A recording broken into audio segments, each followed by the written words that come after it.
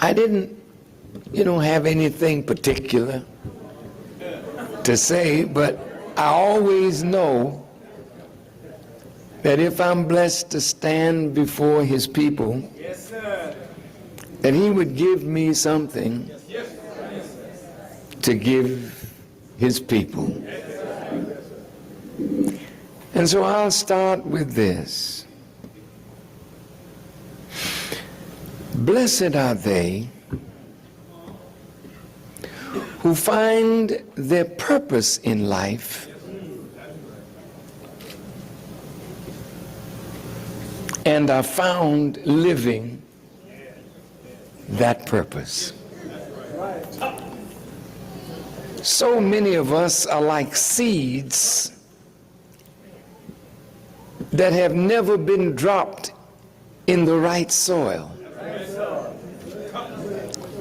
So the birds come and pluck up the seed, and we live and we die without ever knowing what our real purpose for being was.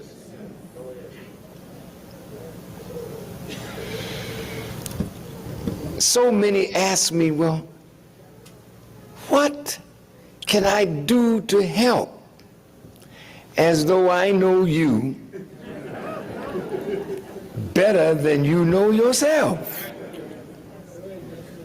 But I'm going to lay down a principle tonight that is a prerequisite for service. Because so many of us want to put the cart before the horse. We want honor, we want prestige, we want position, we want title, we want all these things, but we don't want work. We don't want sacrifice. We don't want to be tried. And we, like children, are looking for instant gratification. And we get angry with Allah, God, when he demands of us patience. The human being is not born patient. Human beings are born from the very cradle to want instant gratification of desire. So as we quote unquote mature, we want our wives to be great for us instantly. She wants her husband to be great for her instantly. She fell in love, because he looked good, and he fell in love because she looked good. But now something else is required. And all of a sudden we're filled with disappointment because we did not know that to form anything of value, it takes time. So Allah, the wise God, created the human, but he demands of us to have the quality of patience. In the 18th surah of the Quran, Moses is traveling in search of knowledge with a wise man. And he asked the wise man, can I walk with you? And the wise man said, well, no, you better go on, do what you've been doing. He said, but I want to walk with you. He said, but you can't have patience with me. He said, because you don't have a comprehensive knowledge. And when you don't have a comprehensive knowledge where you see the end product before it comes into existence, then you can be patient to see it. Like a woman who finds out she's expecting. Well, she knows I'm pregnant. She knows it's going to take at least 9 months. Well, she don't want to see it as a clot. I mean, some do. They want to get rid of it, you know. Don't do that. But there are some who know, well, you know, I'll wait on time.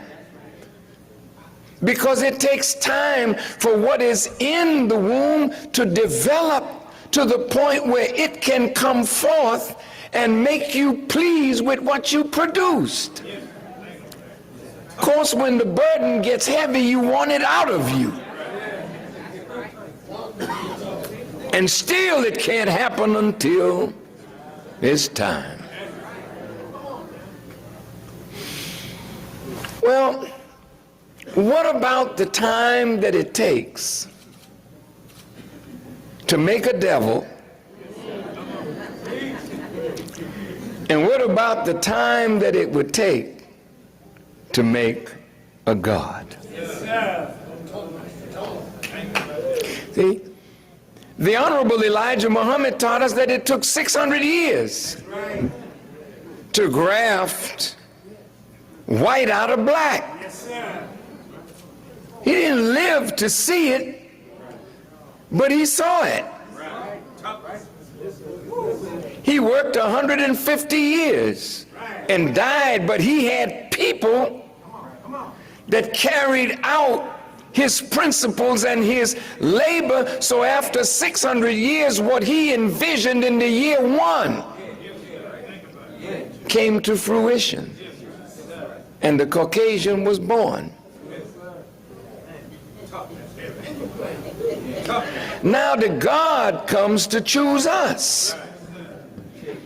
He didn't choose you because you were good, because our slave master didn't make us good. He didn't choose us because we were righteous, because the slave master didn't make us righteous. Well, then why would God choose a so-called Negro to be his people? Has he lost it? And anybody that would choose a Negro, you would have to say, is he all there? Or what does he know that we don't know? What did he see that we don't see? He had a comprehensive knowledge of things. And he saw in us the material that he could use to make a new people and a new world and establish the kingdom of God on earth.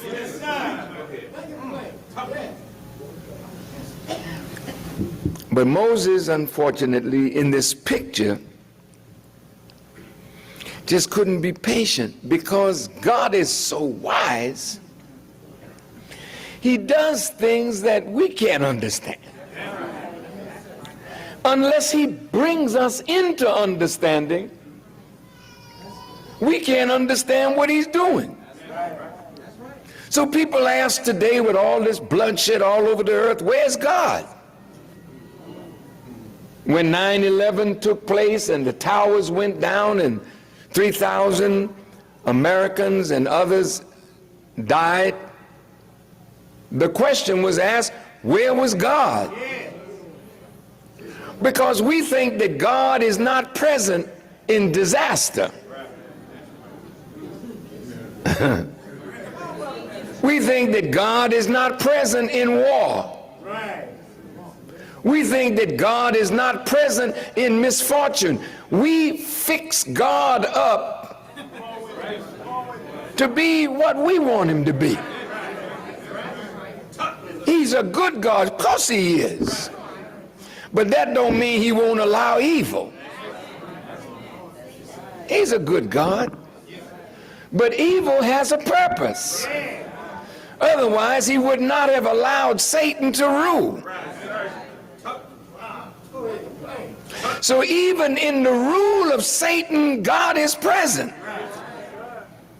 Just not actively present in that Satan is given power over his creatures to produce an effect. We often wonder, well, God, if you're such a good God, why did you let our former slave masters treat us like this? That's a very good question. You're such a good God. How you gonna let this man hang us? How you gonna let this man castrate us? How you gonna let this man enslave us? And you so good. Why should I believe in you? So the God just says, well, young man or young woman, have you studied my pattern?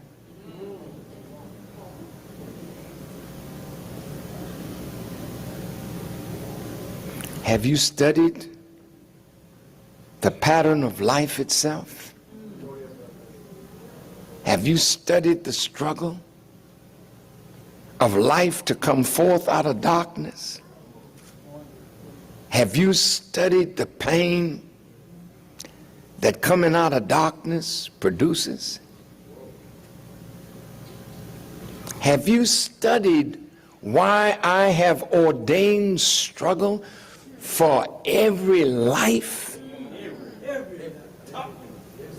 And if you don't want to struggle and face difficulties, then maybe you should never have been born, because that's my pattern. How dare you fall out because some misfortune has come in your life?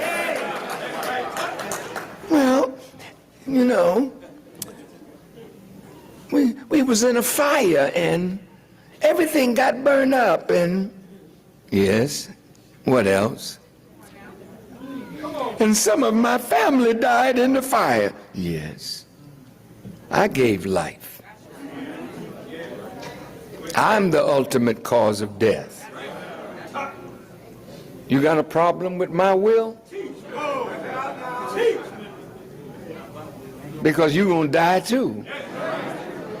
And you don't know how, you don't know in what circumstance, you don't know in what place, but you do know. You do know. You getting up out of here. That's the pattern of life. If you don't want to die, then you should never have been born. But now that you're born,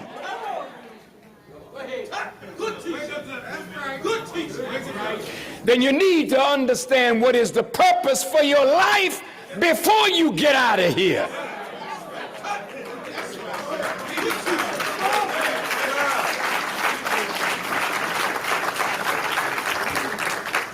Some of you are so happy to praise and honor Jesus without ever considering the price that God permitted him to pay for the redemption of others. You don't mind him paying a price. I'm glad it wasn't me. Thank you, Jesus. Thank you, Lord. But don't ask me to pay no price. And I want to be your son, I want to be your daughter, but Lord, what you did to your son. Hell, I don't know whether I want to be your son. The Honorable Elijah Muhammad used to say, they all want my place, but they don't want to pay my price. We all want greatness, We dream about being great.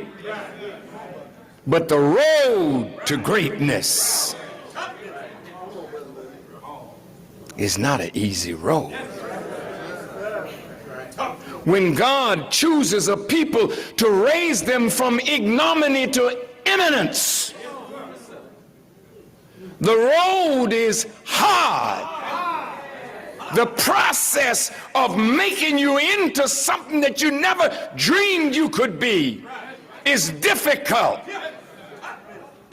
But so many of you want something in life, but when the test of sacrifice or suffering, practice,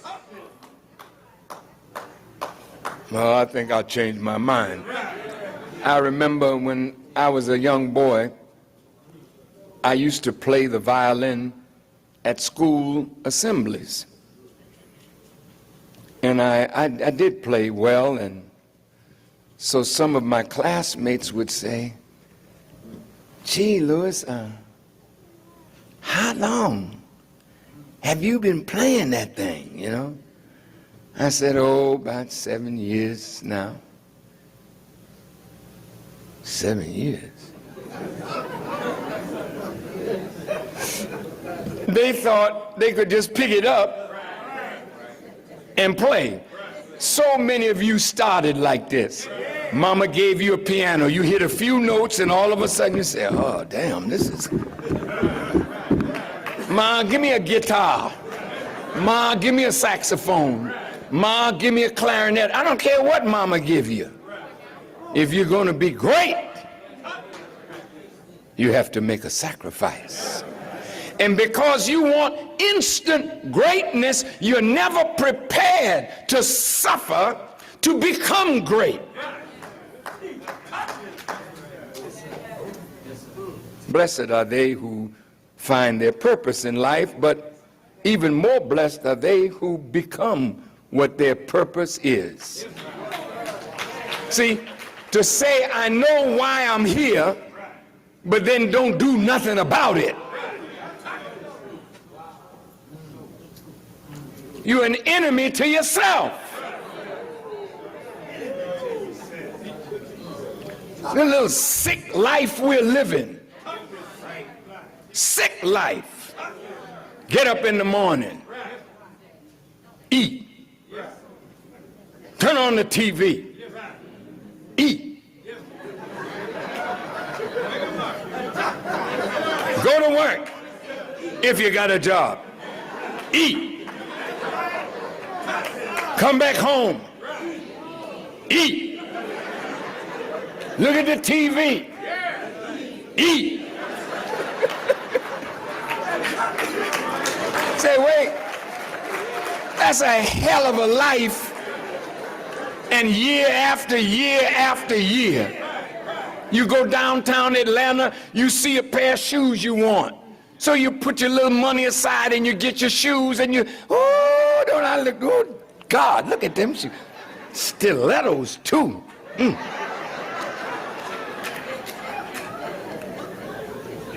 You get the things in life that you seek. A new car, a fur coat, a new apartment, a new house. And you're only happy for a moment. For a moment. Because nothing that you have is there to fulfill your purpose. Nothing that you acquire can give you the joy that only working to be what God created you to be will give you.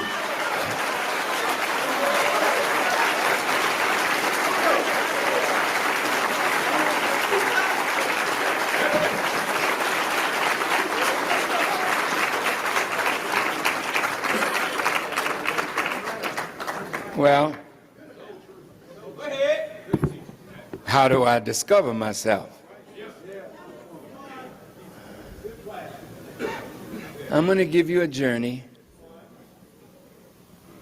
I've always loved black people. And I heard that there was a man in America who loved black people and did something about it. He was raising black people up from the condition that white America had imposed on us. I said, let me go hear this man. When I heard the Honorable Elijah Muhammad, I wasn't quite convinced, you know. I was somewhat convinced. My wife jumped up and joined. She joined ahead of me. And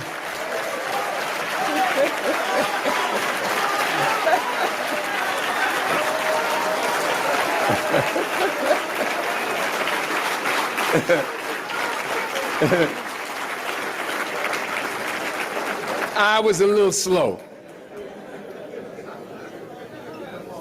I was in show business, and I heard she was going to the temple. I said, don't go. Don't go till I check this out.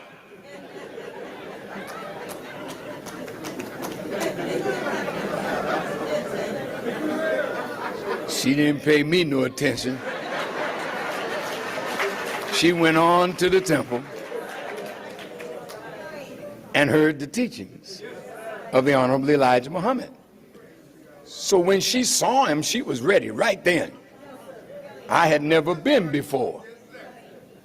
I was fairly convinced. But I went back to New York, and I went over to Temple number 7, and Brother Malcolm came out and taught. Well, it was James 7X the first night I was there. And he was convincing. He was convincing. But I was leaning then, you know what I mean? I didn't fall over quite. But that Sunday when I came out and Brother Malcolm took the rostrum, I never heard a man speak like Malcolm spoke that day. And I thought, maybe this is God, you know. But this man was talking stuff. And I couldn't hold back. I came on in and got registered up to be a Muslim. I didn't know that Muslim was my nature. I didn't know that Islam was the true religion of God and all his prophets. I didn't know that, but I knew what Malcolm was saying about the black man and God's coming for us. That just resonated with me. I didn't want to leave the church. I liked my Sunday school class. But Malcolm had me, I fell over, and I became a Muslim. And the brothers that saw me come in are sitting here tonight. Brother Charles Bobbitt, Brother Thomas J, Brother James 7X, these are my parents.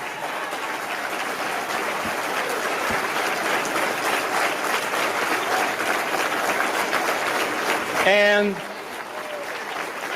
if Sister Sylvia Shah is in the building, where's my sister? In the back. Sylvia. Oh boy, let's hear it. See now, I'm sorry, we gotta make room. Oh man. I want to look at my sister. But listen, her husband is the man that made me a Muslim. Her husband was the man that made soldiers. Her husband was the man that shaped me after Malcolm got me. And I don't care how great the teaching is, if you don't have a soldier that can help to shape you into what you just heard, you got one half of the pie, but the other you never got. And most of you don't know that. Man, I would pick that sister up and carry her.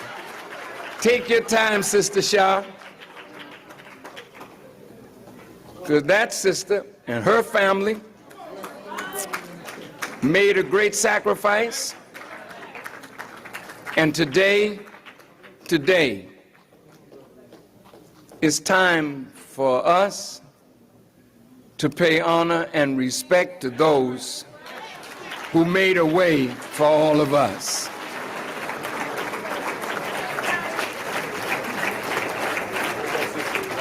Where's Yvonne? Oh, precious. I got to get you a chair somewhere down here with me. New York. Now, I mean, we took a little breather for a minute, but I wanted to say this because her husband, the last time I saw him, I was in Phoenix, Arizona, and he was working with Don King in Las Vegas, Nevada. And Brother Captain Yusuf came to see me in Phoenix. We spent several hours together. And when he was leaving, I kissed his beautiful bald head.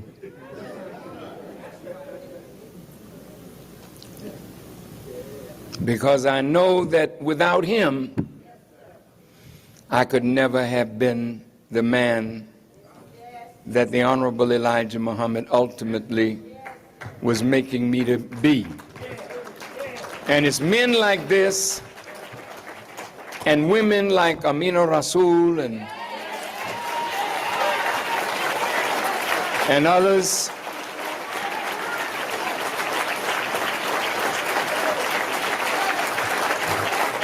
they have paid a price, and we cannot be unfaithful to the memory of those whose faith shaped us. As I was saying, I came in to Mosque number 7 under Brother Malcolm. I regret his breakup with his teacher. I was terribly hurt by that breakup. But I pray that Allah will reward Brother Malcolm for the best of what he did, because the best of what he did helped to make me.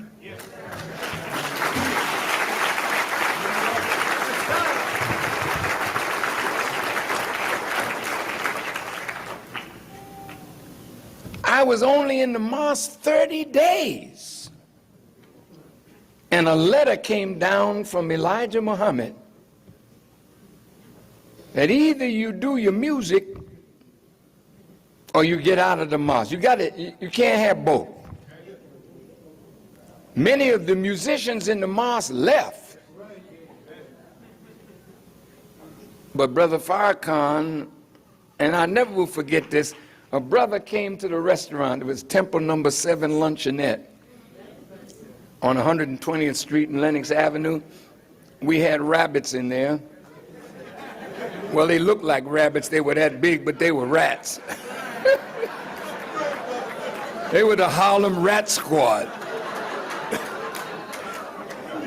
And I was working in a nightclub downtown, so I came up to have soup because I missed the mosque meeting. And a brother came in telling me, man, a letter was read today. You got 30 days to get out of music or get out of the mosque. I got up from the table. I may have walked about 30 or 40 paces. And I said a prayer. I said, Allah, I can live without music, but I can't live without the truth. So right there, I made up my mind to give up music. As I turned to walk back to the luncheonette, Yusuf Shah was coming toward me.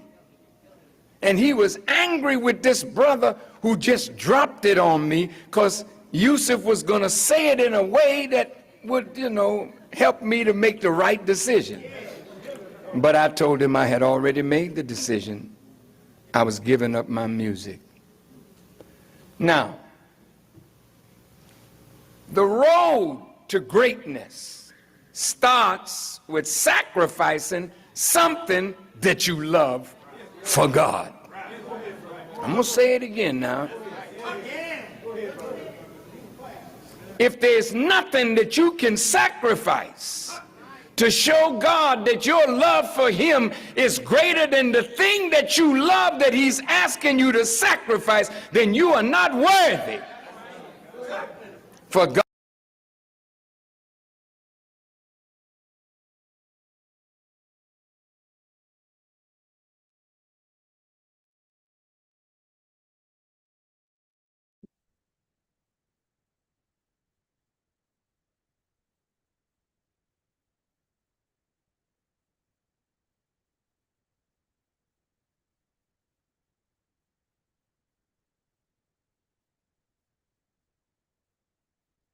God to use you.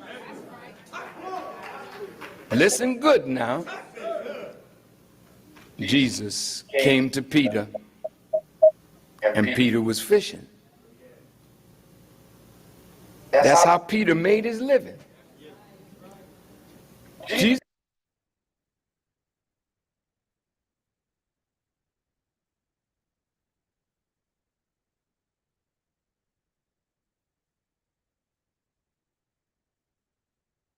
In the name of Allah, the Beneficent, the Most Merciful,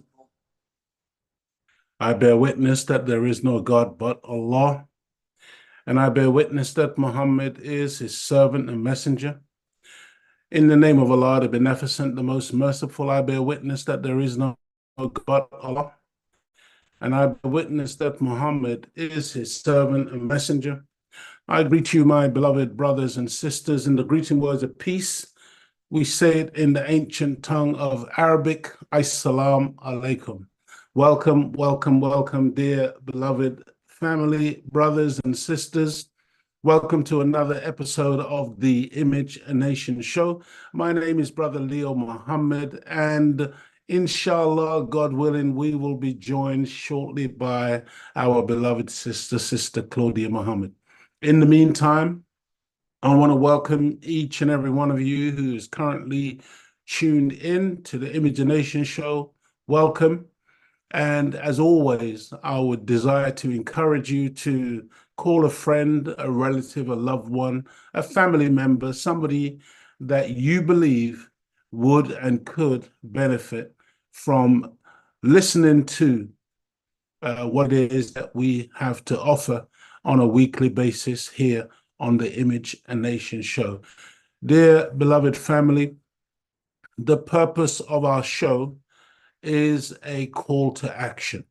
The purpose of the show is to encourage us to be able to see beyond the constraints and the obstacles which have been erected by our open enemies.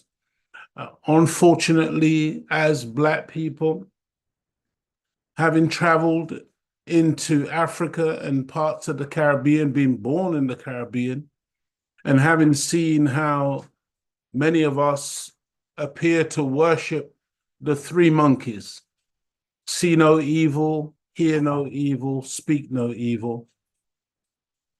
It's very, very disheartening when I see that we have those symbols around and we think that it is a sin for us to tell truth and speak truth to power and to point out and to call out the madness, the wickedness, the negativity of a world like this.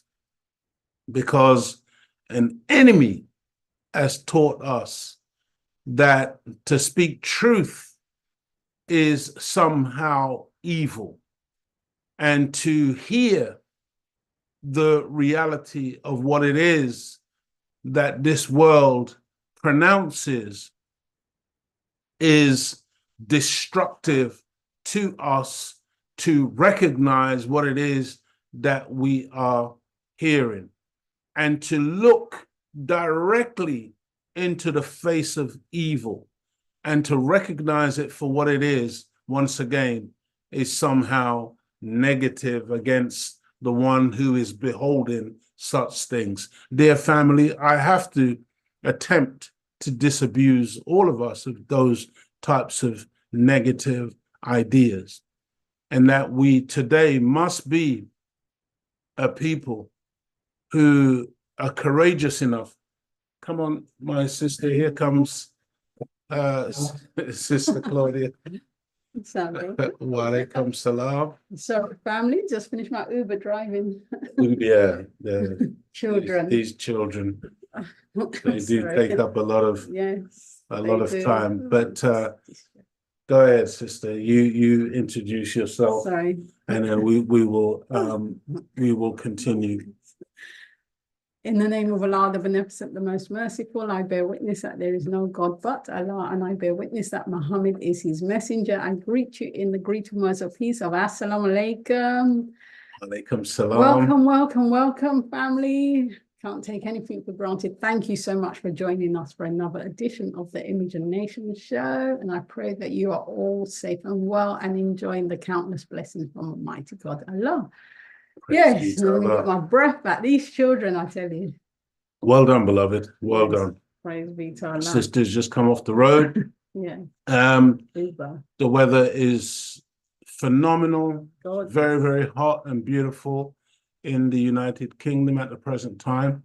And just concluding what I was saying, dear family, the Image and Nation show is about encouraging us to see beyond the confines that our enemy has erected around us, and to see clearly what's actually going on in this world, and not only to see those obstacles that have been placed in our way in the world, but also to see beyond that and to be able to actually envision a different reality and a different world for ourselves. Hence the title of our show, Image a Nation.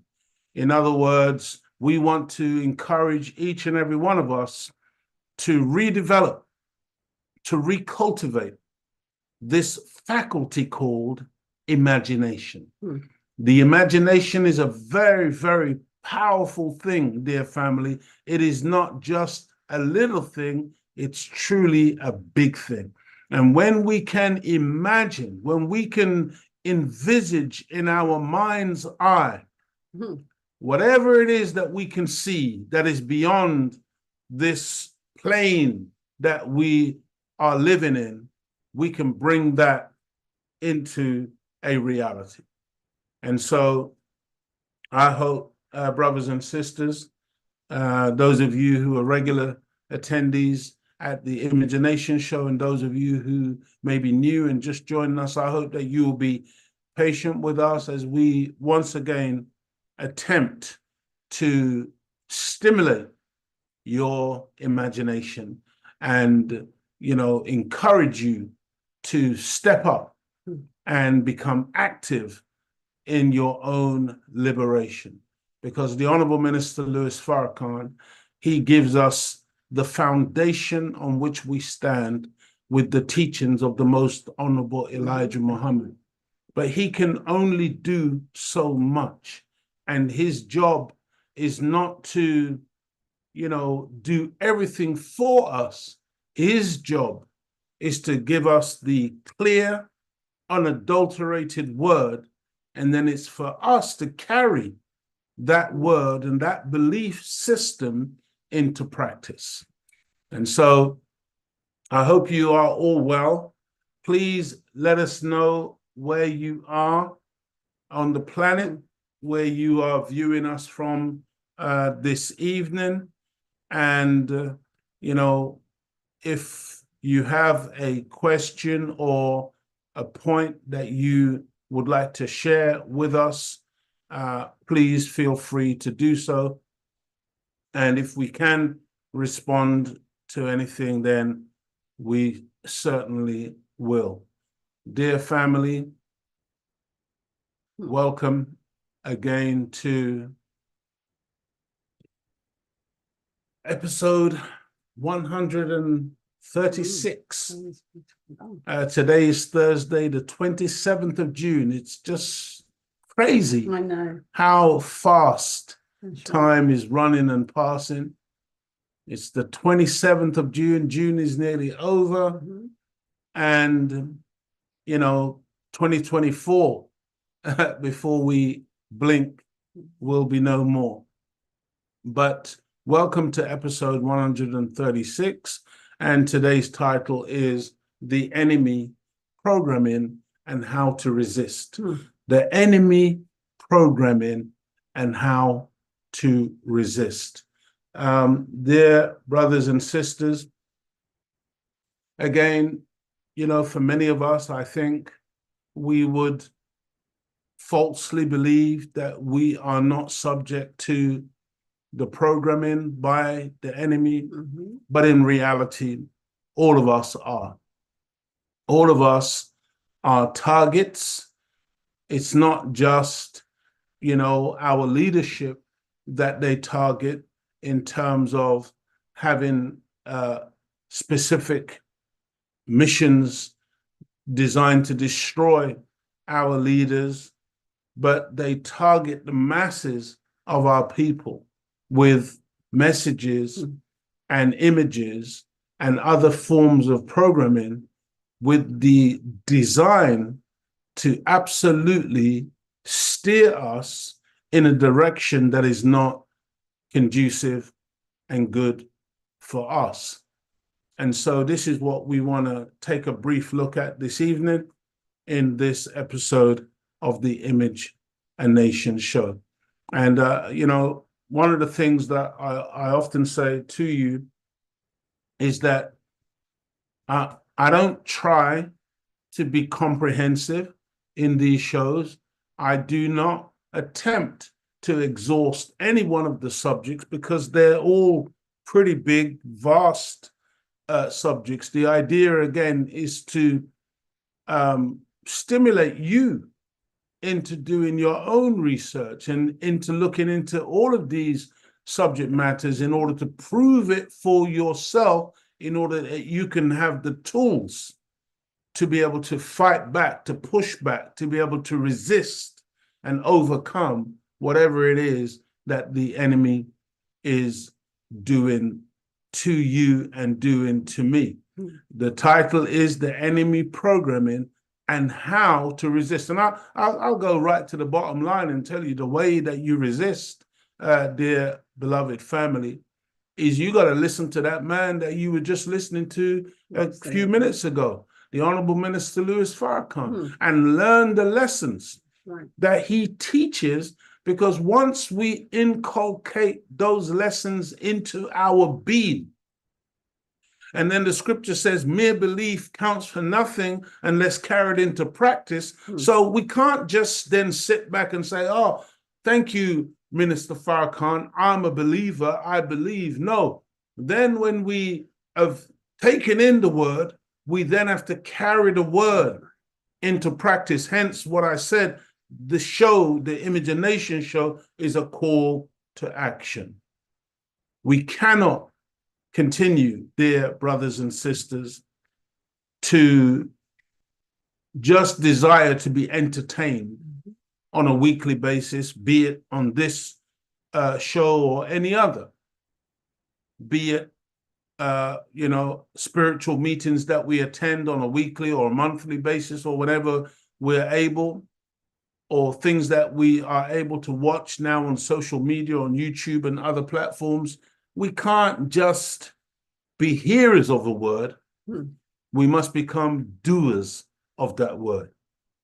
Hearing and doing are two completely different realities. And it's only when we begin to do things that we will be a part of the change that it is that we say that we want to see in this world. We have the power, we have the ability to change our reality and to change our condition. In the Holy Quran, it says, Allah says, He will never change the condition of a people until they change themselves. Think about that. Just think about those words for a minute. God says He will not change the condition of a people until they, the people, change themselves. The onus is on us. Unfortunately, we've been so miseducated when it comes to religion that we're waiting for God to do abracadabra, magic, Shazam. And we will wait until we die. And nothing will happen except maybe stagnation and retardation, where we go backwards and we atrophy and we die. This is real, dear family. God helps those who helps themselves. We've got to be a people who begin to do things. And when you do things, man, I'm telling you, things happen. But some of us have convinced ourselves that, man, there's nothing I can do. You know, little old me, it's just me. Who am I?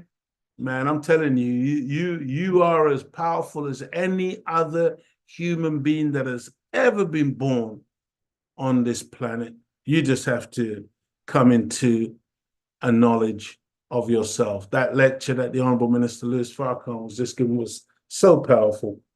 You know, blessed are those who find their purpose and have found doing it. Wow. Yes, imagine. Wow. That's right.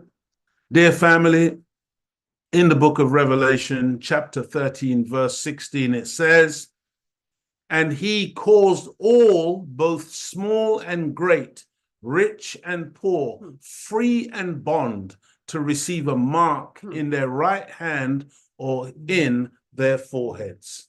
This is that mark of the beast that a lot of us like to talk about. And again, unfortunately, because we've been taught religion in such a spooky and in such a cartoon way, we imagine, you know, somebody with the number 6 tattooed 6 times into our heads. Yeah, the omen. And I mean, you know, these movies, when they make these movies, they don't make them for conjecture. They make them because they're planting those types of seeds. That's all part of the programming. But understand this. You see, this mark of the beast is real, but it's not a physical mark, dear family. The reason why it's in the right hand is because the right hand is the, you know, unless you're left-handed, but the vast majority of people on the planet are right-handed, and the right hand represents power. It's the hand of execution. It's the hand that one uses to do most things. And so when the enemy can capture your right hand, can cause your right hand to be used for his purposes. Think about the young man who today has a gun, and later on this evening, when it gets dark, he's going to go and hijack or carjack somebody's vehicle, or he's going to go and stick up the 7-Eleven store, or he's going to go and shoot one of his rivals down the road who he believes is encroaching on his territory, where he and his cohorts, you know, sell some drugs for some pittance for their survival. Just think about the things that we use this right hand for. Think about that other young man who later this evening is going to grab somebody's daughter, somebody's wife, and ill-treat her using that right hand. He may employ the left hand also, but the point is that it's what we do with our hands. This is what the scripture is talking about. When our hands become tools for negativity and evil and wickedness, as opposed to a hand that grabs the person who is about to run into the road and get knocked over, and that hand pulls them back. The hand that grabs that person and saves them who wanted to commit suicide jumping off the bridge. The hand that hands over a little money to a person who is destitute and without, and they can now go and buy themselves a meal or even book themselves into a motel or a hotel for the night where they've been sleeping on the street for the last several weeks. You see, the hand, dear family, is a critical component in the doing of good or the doing of evil. So the scripture says they will have a mark in their hand and in their foreheads. Why the forehead? The forehead, dear brothers and sisters, because that's where the faculty of thinking takes place. And the scripture says, as a man thinketh, so is he. So imagine if our thoughts are to do wicked and evil. Imagine, as one scripture says, that every imagination of the heart is to do evil continuously. Just imagine if that's how we are as a people today. And some of us are like this. Some of us can't think straight without thinking evil against someone or something. You know, some of us would make the mistake of thinking that on the Imagination show, we talk about an enemy and we talk about wicked things that people do and people have done and people continue to do. And so therefore, again, that makes us wicked. No, no, family. To recognize evil, to recognize Satan, to recognize wrong that is being done, or to recognize darkness, it's not evil. It's to be intelligent. It's to be wise, you see? But it doesn't mean that because you recognize that which is being done by a wicked one, that in turn makes you wicked. No, you can't do that, dear family. It only makes you wicked if you turn around and you emulate or you do what it is that you say that you are against. So in other words, you give evil for evil. No, we're not about giving evil for evil, dear family.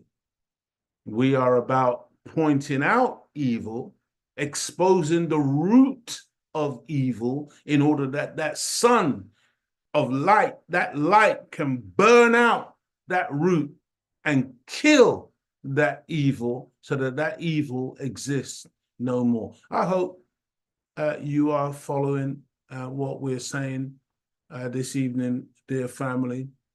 Sister Claudia is looking at those beautiful books in order to. Have you got? No, I was sitting listening. I was sitting listening to you. Yeah. I was just saying, thank you, Allah, that I got home safely. That's what was going through my mind. Praise I'm be just to Allah. gonna.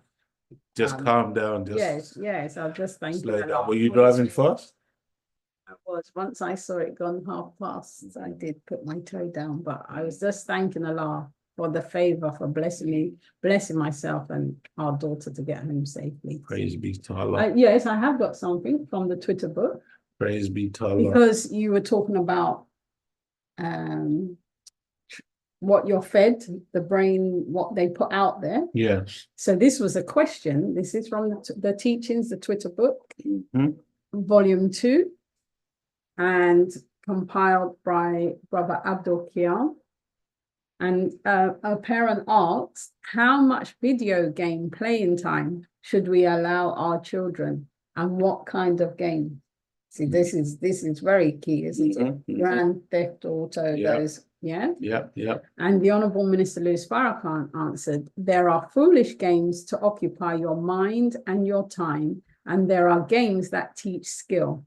If you choose folly, then that is the outcome. But if you choose to use your time in the pursuit of that which strengthens your knowledge, you will find the game that will offer you that. The choice is yours. And also, I believe, like I know our children, they've got games where they build houses and things of that nature, Minecraft, and there's other games which teach you. I mean, back in the day, we used to play Monopoly, which to some degree teaches you a little bit about buying and selling, money, how, because in school they don't really teach, about money. There's no real teaching as it relates to financial literacy. It doesn't really exist. And so things of that nature, if you can find good games like that, if you can find, I know nowadays I see people, one of the brothers, I see him playing these brain stimulation brain training, which I think the idea is that it exercises the brain and you end up producing more or new neurological pathways in your brain. So you're growing the brain, you're building the brain, and the brain, we're taught, is like a muscle.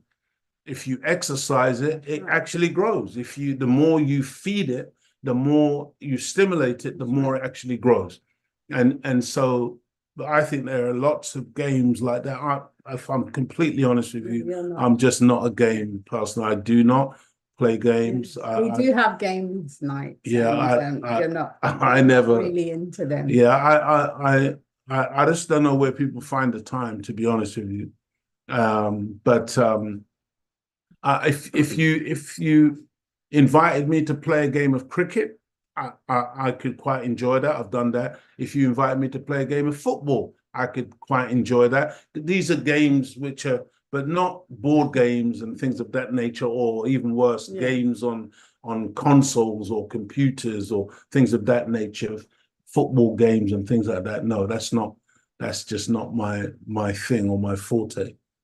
No, I was just thinking, when you do play the games, the children explain it to you, but then you just don't get it sometimes. Are you talking about me or us? No, you. Me. I understand. Yeah. Okay. They say, "Oh, don't, you're showing the card." Yeah. Well, yeah. So I think the minister's answer was beautiful. Yes, absolutely. And I think that's it. You just have to, if the game is constructive, then why not? Why not? But but that was key, isn't it? It's what you feed on, then there's a particular outcome. Yes. Right. It's the feeding. Yeah. Grand Theft Auto and these very destructive militaristic games where, it's about killing and blood splattering on walls, and these zombie type games where they're killing zombies and things like that. I mean, come on, man. Please.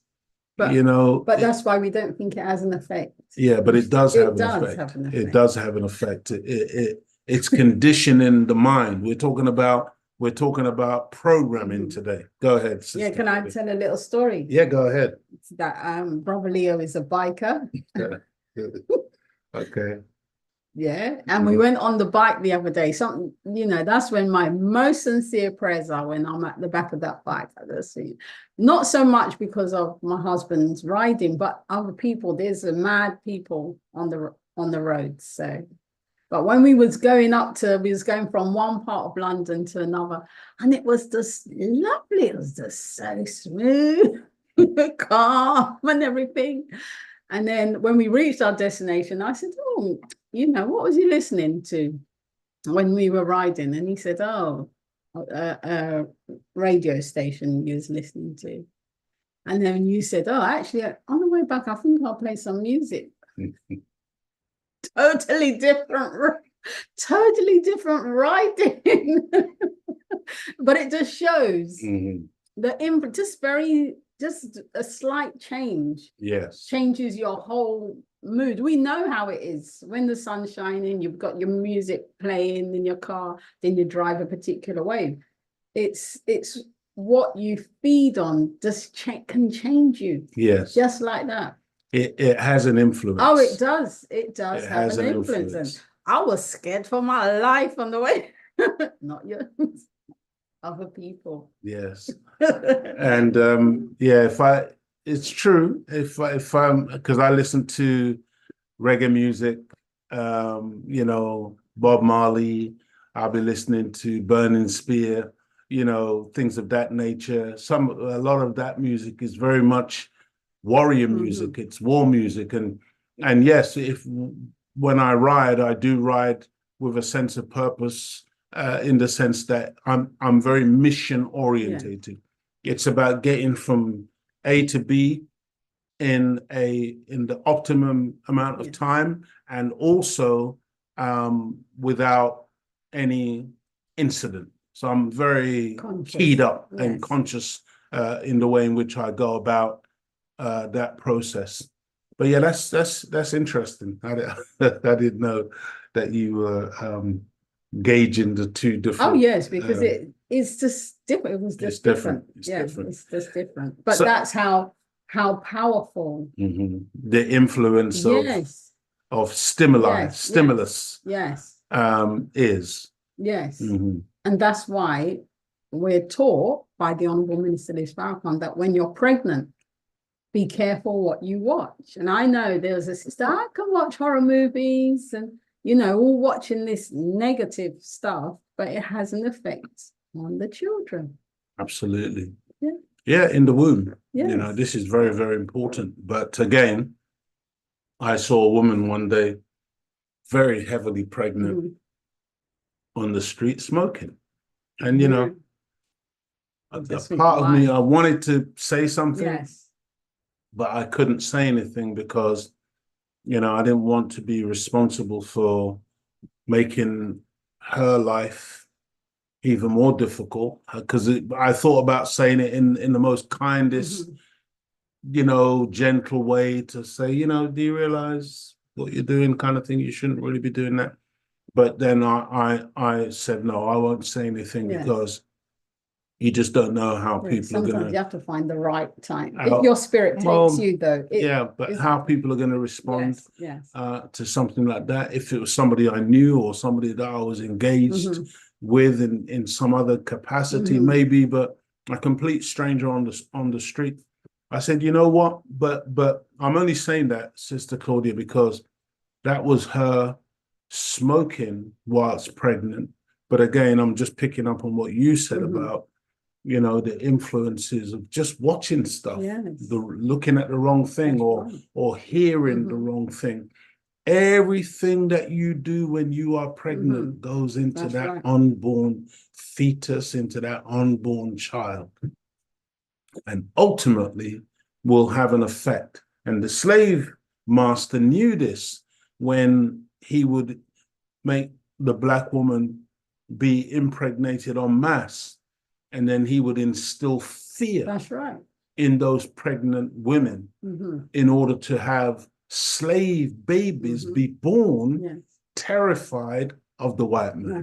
This was a systematic program that he put in place in terms of how to make a slave. And so, dear family, this mark of the beast is critical for us to understand that the enemy desires to influence our thinking, the way we think, and from thought comes words, and from words come deeds. See? So understand that when he influences the way we think, he influences our whole being. And then that's when our hands then become tools of our own destruction, or the destruction of other people, or the destruction of the society. Mhm. Understand this. So this is not a lightweight thing when it talks about the mark of the beast Mhm. being in their hands and in their foreheads. It's very, very heavy, That's right. and it's very, very deep. And this is what we are witnessing being made manifest all over our planet today. Now, dear family, even in this Al Jazeera news report, which I'm about to play for us, and what appears on the surface to be revelations about a specific company called Sinclair and its manipulation of local American news channels, the reality is far more sinister and widespread, incorporating all the international mainstream news media that rarely deviates from the narrative of the ruling elites. Now, what I'm saying is that what we're about to see, they want us to focus on this company called Sinclair as the perpetrator and the culprit behind a kind of programming of local news designed to influence the people in a particular way at the local level in American society. But what I'm saying is that it's far more devious and sinister and prevalent, and it's universal. I think the Honorable Elijah Muhammad and the Honorable Minister Louis Farrakhan has referred to the enemy as a universal snooper. Yeah. So he spies on everybody on the planet, but not only does he spy on everybody on the planet, he seeks to influence everybody on the planet. And so I just don't want us to fall for, the message from Al Jazeera here, which is somehow that this is limited to what Sinclair is doing. It goes far deeper. So here we go. With partisan political opinion. The sharing of biased and false news has become all too common on social media. This is a textbook example of the whole being greater than the sum of its parts. We work very hard to seek the truth and strive to be fair, balanced, and factual. Seen individually, the Sinclair editorials do not make much of an impact. But when Timothy Burke, a video editor in Tampa, Florida, collected 44 versions of that editorial from 44 local news markets and lay them side by side, allowing Americans to play them back word for word, This is extremely dangerous to our democracy. the effect was chilling, This is extremely dangerous to our democracy. Orwellian. It was actually fairly horrifying. About a minute and a half op-ed decrying. Just 1 second. He used the word there. He said Orwellian. And this is referring to George Orwell and his prediction of a future, because he was writing in 1948 when he wrote 1984, the book 1984. He wrote that in around 1948. And he was predicting a future when everything would be controlled from a state level and the people would be influenced against their own will or against their own benefit by a big brother who, using technology, would basically control the means of communication and everything that human beings received and everything that human beings put out. So this is where this man is saying Orwellian. Just a very quick thing. As Chronicles asked the question, who caused all, both small and great, rich and poor, free and bond, to receive a mark in their right hand or in their foreheads? The one who causes that is the satanic mind, is Satan. Satan, who was given 6 days or 6,000 years to rule, he is the ruler, the manifester of this world that we live in. We have come up under Satan, and he was given the authority to rule over God's people for that period of time. His rule is now up, but Satan is not going to go quietly. And so in the final analysis, Satan desires to cause all of God's people to deviate away from the guidance that God brings in order to bring his people back under his fold. Hence why he causes the people, all of them, to the best of his ability, to have the mark of Satan, the mark of the beast, in their hand and in their foreheads. I hope that answers your question. Let's continue with this Al Jazeera report. Biased platforms pushing out fake news that endangered our democracy. The sharing of biased and false news has Become all too common on social media. The anchors, for the most part, fairly stiff. A couple of people have compared them to hostage videos. So for a few seconds, it's actually kind of funny.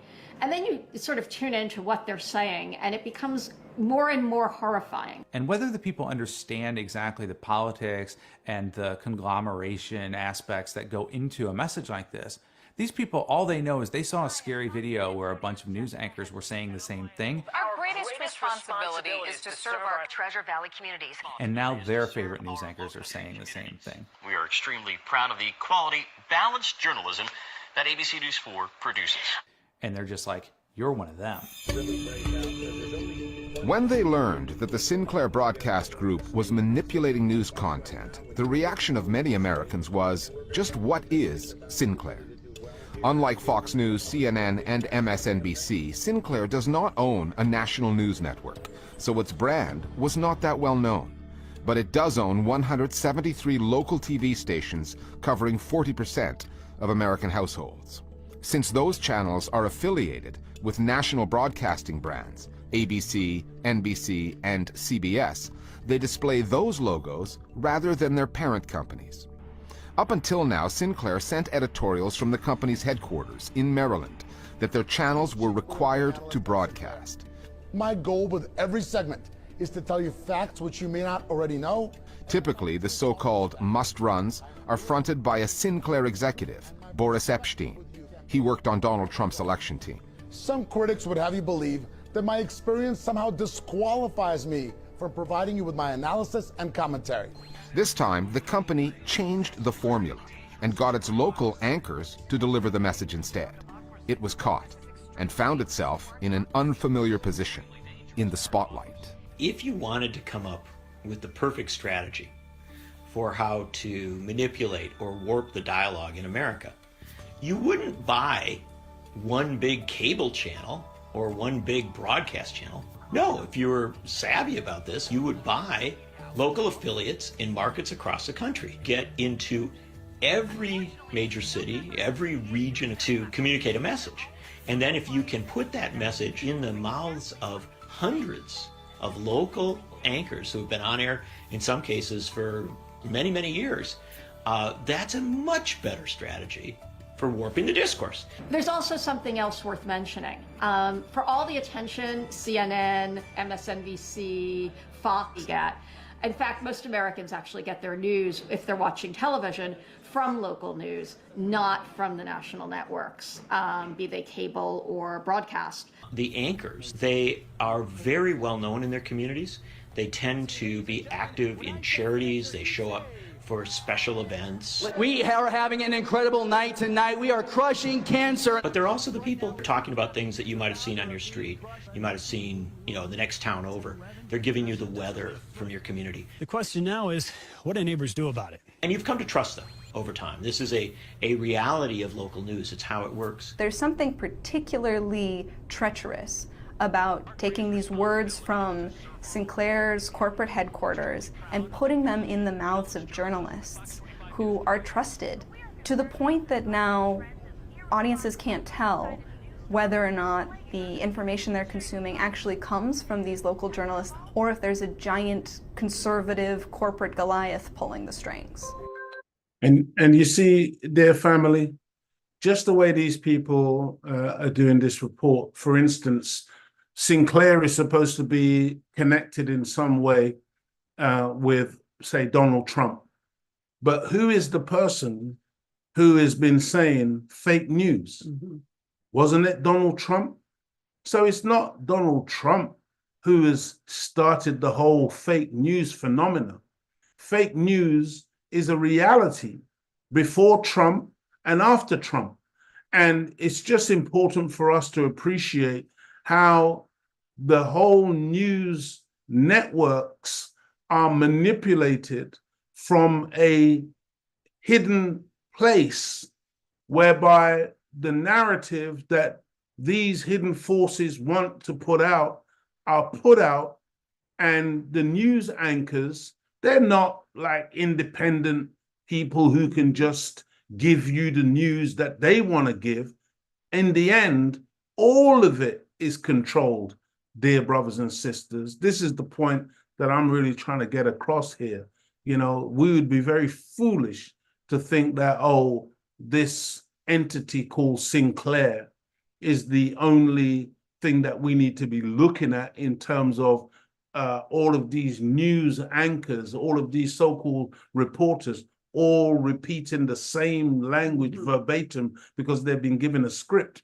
No, the real wicked aspect of this is those news media that may not even be saying it verbatim, but make no mistake about it, they'll be giving the same narrative. We'll get into a little bit deeper in a while, but I just want us to appreciate how I think the modern language that's used is gaslighting. How you know, we're being gaslighted even in this report from Al Jazeera about the reality of news manipulation and how the people are being programmed in one form or another to be fed what somebody wants you to be fed, but it's not necessarily truth. But because you trust what you hear and see on the news, you take it that, well, you know, it's the truth. But in reality, the news, and by the way, remember, NEWS, news, okay? That's north, east, west, and south. That corresponds with the scripture in the Holy Quran where Shaitan or Satan promises God that he's going to come at the people from before them, from their right, from their left, and from behind them, and he will cause them all to deviate. Think about that. See, he comes from the north. He comes from the east. He comes from the west. He comes from the south. This is how the enemy works. He's not coming from one direction. He's come from every single direction. So you think that, oh, you avoid him because he's coming from before you. But what you don't realize is that there's 3 other angles that you have yet to cover. And every element of the news is being manipulated and twisted in such a way that you'll never, ever get the truth, dear family. This is why they're so desperate now to control what's called social media. You see, this entity that we're currently using now, which is why there's so much censorship, so much cancellation, so much shadow banning, so much manipulation of algorithms and so on and so forth, because they're terrified of this type of outlet because they don't yet fully control it. But make no mistake about it, they're working hard to be able to control what you are able to receive via the internet. Let's continue. And the Goliath wants to grow. Sinclair has a $3.9 billion merger deal in place with Tribune Media, which would land Sinclair another 42 local TV stations, including in major markets like New York, Chicago, and Washington, boosting its reach from 40% of American homes to more than 70%. The merger requires the approval of the FCC, the U.S. broadcast regulator, And given the FCC's recent track record, since Donald Trump put Chairman Ajit Pai in the job last year, the regulator is not likely to stand in the company's way. Ajit Pai was appointed as chair of the FCC by the Trump administration, and in less than a year he has absolutely gutted the remaining media ownership rules that the FCC had in place.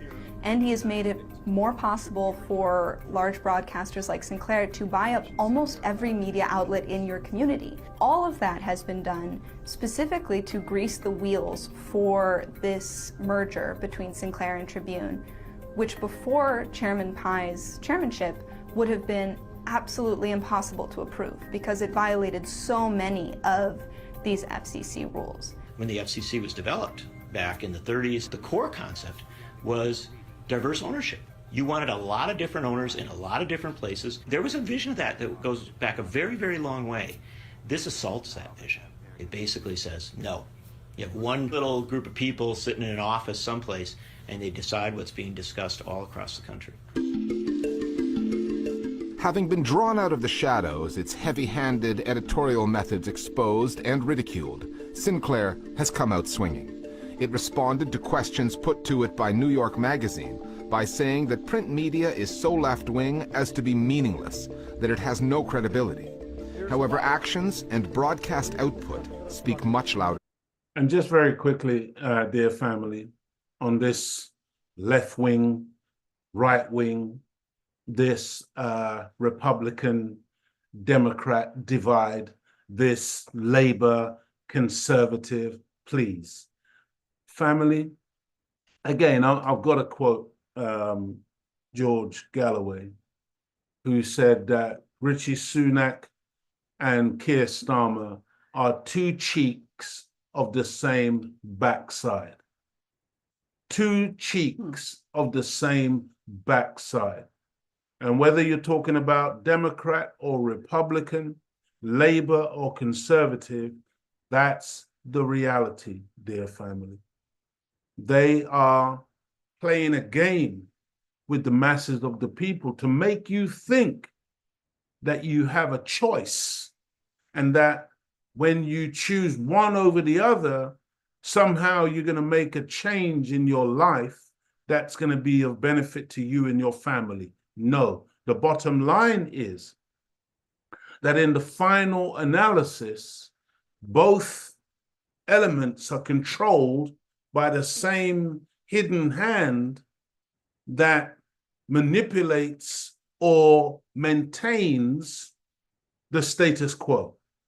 And that's why nothing really changes, nothing ever changes.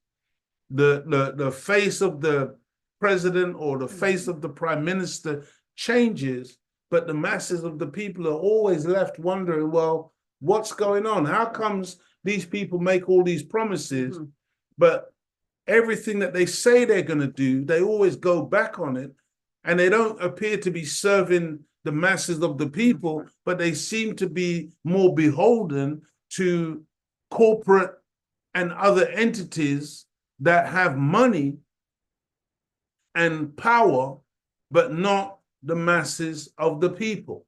And so the rich continuously get richer and the poor continuously get poorer. Now we're in 2024, and they're saying that there's record numbers now of what are these things called? The you know, for the poor people, food banks, where people have to go and find top up, you know, with charity their food to feed their families, because people are working, two people working in a household, and on the two salaries that they're earning, they still can't make ends meet because the cost of living is such, rents are so high, mortgage rates are so high, food prices are so high that people are shocked. They can't cope.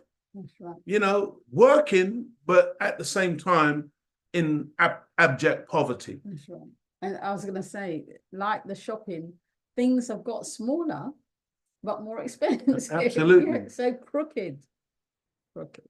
So, you know, again, just appreciate brothers and sisters, that they want us to focus on Sinclair. But what I'm saying is understand the bigger picture, because they're all at it. And when they try to get you to focus your mind, like even with Trump, see, they want you to focus in on Trump. He's oh man, he's so bad. Let me tell you something. I'm telling you, brothers and sisters, Trump, the difference between Trump and them is that Trump has no filter. Trump says everything that comes into his mind. Trump is not a politician. He's not a career politician. He's a businessman, okay? And a corrupt businessman who says, let's just go into Syria and steal the oil. That's how Trump talks, okay? Whereas they're appalled that he would say that out loud, because that's what they do, but they're not supposed to say it out loud. Trump says it out loud. Okay? That's the difference. These are smooth talking criminals. Highly skilled. Highly skilled. Trump is the throwback to the cowboy shooting from the hip. Don't give a damn. Says it as it is. Man, I'm going to be honest with you. I prefer my enemies when they make themselves known. I don't like the one who pretends to be my friend and is wicked and evil, you see? So I just want us to be cognizant of what's going on here. Than words. And when Sinclair put out another editorial this past week, it reverted to its old formula. As you see, my segments are very clearly marked as commentary. The same cannot be said for cable and broadcast news hosts who inject their opinions and bias into news coverage all the time. One talking head at head office delivering the corporate message, rather than relying on Sinclair's local anchors and what remains of their credibility. That's one of the things I think that Sinclair is going to have to deal with. So many people have been exposed to this video that they have to be able to explain to that audience why their local news is still trustworthy. Are they going to attempt to repair what has been a massive damage to their image? Are they going to pull back from interfering in their newsrooms on a daily basis? I don't know. What's happened with Sinclair is actually really good. It's great that we have seen this thing happen with all the anchors reading the same lines across the country, because we've had a real life example of what we should be afraid of.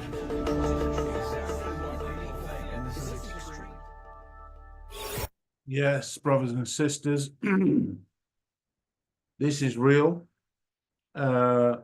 People are being programmed on a daily, weekly, monthly, yearly basis with a particular narrative. Linda Johnson says, Brother Leo, can you do a breakdown of Planet of the Apes and why Hollywood keeps remaking certain movies over and over again? Well, you know, when I get those types of requests, I may very well have to indulge you, my sister, you know, because I did say if you ask for it, family, then we will do it. So let me see if anybody else would like to see a breakdown of Planet of the Apes, because that's what you used to do. You've done brilliant, absolutely brilliant breakdown. What was the last time? What was the last thing that we broke down? It was King Kong. King Kong. In the past, yes, Brother Leo is excellent at doing movie breakdowns. Yes, inshallah. So, Sister Linda, I hear you, and I'm seriously considering a Planet of the Apes breakdown for you. Now, that was a nice way. What Ronald Thompson said. What does he say? He said, our brother Ronald Thompson from Birmingham said, Professor Griff said these These political parties are two wings of the same bird. There you go. Yes. There you go. It's the same bird family. And we look really foolish if we're looking at the left wing of the bird and saying, oh, I prefer that wing to the right wing. But it's the same bird. It's the same bird. That's right. So whether it's the Second World War and the pivotal role of the former Soviet Union and the Russians played, the dropping of atom bombs on Japan, the Vietnam War, 9/11, the Gulf Wars, Afghanistan, the war on terror, COVID-19, African underdevelopment and exploitation, the Ukraine war, Israel and Gaza, and the relentless drive towards a catastrophic third world war, the mainstream media message is always the same. This is what we must appreciate, brothers and sisters. You know, how many of us know that during the Second World War, that if it wasn't for the Russians, all this talk, you know, America and Britain, and they won the Second World War, how they defeated the Nazis and whatever. How many of us know that if it wasn't for the Russians, they would never have defeated the Nazis? That it was the Soviet Union and the Russian people who bore the brunt of that Second World War and lost anything from 27 to 30 million people. You know, dwarfing the numbers of other people's losses. You see, but why is it that in the mainstream media, you don't hear nothing about that? You hear Britain, you know, the Battle of Britain and how America entered the war and how they lost people in, Normandy on the beaches and so on and so forth and all of this stuff. But you don't hear nothing about the Russian participation and the significant and pivotal role that they played in defeating the Nazis and Nazism. You see, it's just very important that you understand that that can't be a coincidence or an accident, that's just been whitewashed out of the media, showing you that the media is controlled. If it wasn't controlled, that type of reporting would be done. The other day they were, commemorating D-Day. The Russians were not even invited. Just think about that, dear family. The dropping of the atom bomb on Japan, on the 2 atom bombs, Hiroshima and Nagasaki. When do you ever see the mainstream media talking about that in terms of the reality of it and what that meant and the evil of that? Because it's been demonstrated and proved without any doubt whatsoever that they didn't need to drop those bombs, that it was a show of force. It was like they wanted to try out these new weapons that they had, and they wanted to send a message to their former ally, the Soviet Union, that now we are the big boys on the block, America. Just think about this. You see? But you don't hear any of this in the mainstream media. Is it by accident that nobody reports on this? And the only place you will really find any type of indication of this reality of what happened in Japan to the Japanese is in social media. That's where you will get some information if you go and you know where to look. But you're not going to get it in mainstream news. You don't get that type of reporting. Why is that? The Gulf Wars. How many of us appreciate, again, that, the war on Iraq, for instance, when those bombs began falling in 2003, that was a war that was manufactured on the basis of pure lies told by Tony Blair and George W. Bush and Colin Powell. And these people went in front of the world's media, a media that was complicit, and held up little vials like this talking about anthrax and weapons of mass destruction, and how Iraq was 45 minutes away from launching an attack that could devastate America or devastate Europe or devastate Britain, or, you know, nuclear weapons and weapons of mass destruction, when in reality, they all already knew that there was no such thing, that Iraq had disposed of its weapons of mass destruction some 12 years before that. But nevertheless, they created this big lie in order to justify going to war and calling the war shock and awe. Shock and awe, and killing hundreds of thousands of men, women, and children, human beings, destroying Iraq's infrastructure. But this is something that you don't hear in the so-called mainstream. The mainstream, when they talk about these things, it's like some historical footnote, and they move on. You see, if that was one of their enemies who was responsible for any behavior like that, you would never hear the last of it. Just like you never hear the last about the Nazis. But how many of us know about Operation Paperclip? When after the Second World War, America grabbed hold of many of these former Nazis who were mass murderers and brought them into America to employ them as scientists. How many of us know anything about those happenings? That was called Operation Paperclip. Okay. I mean, you know, I mean, honestly, dear family, we are being manipulated by a particular narrative.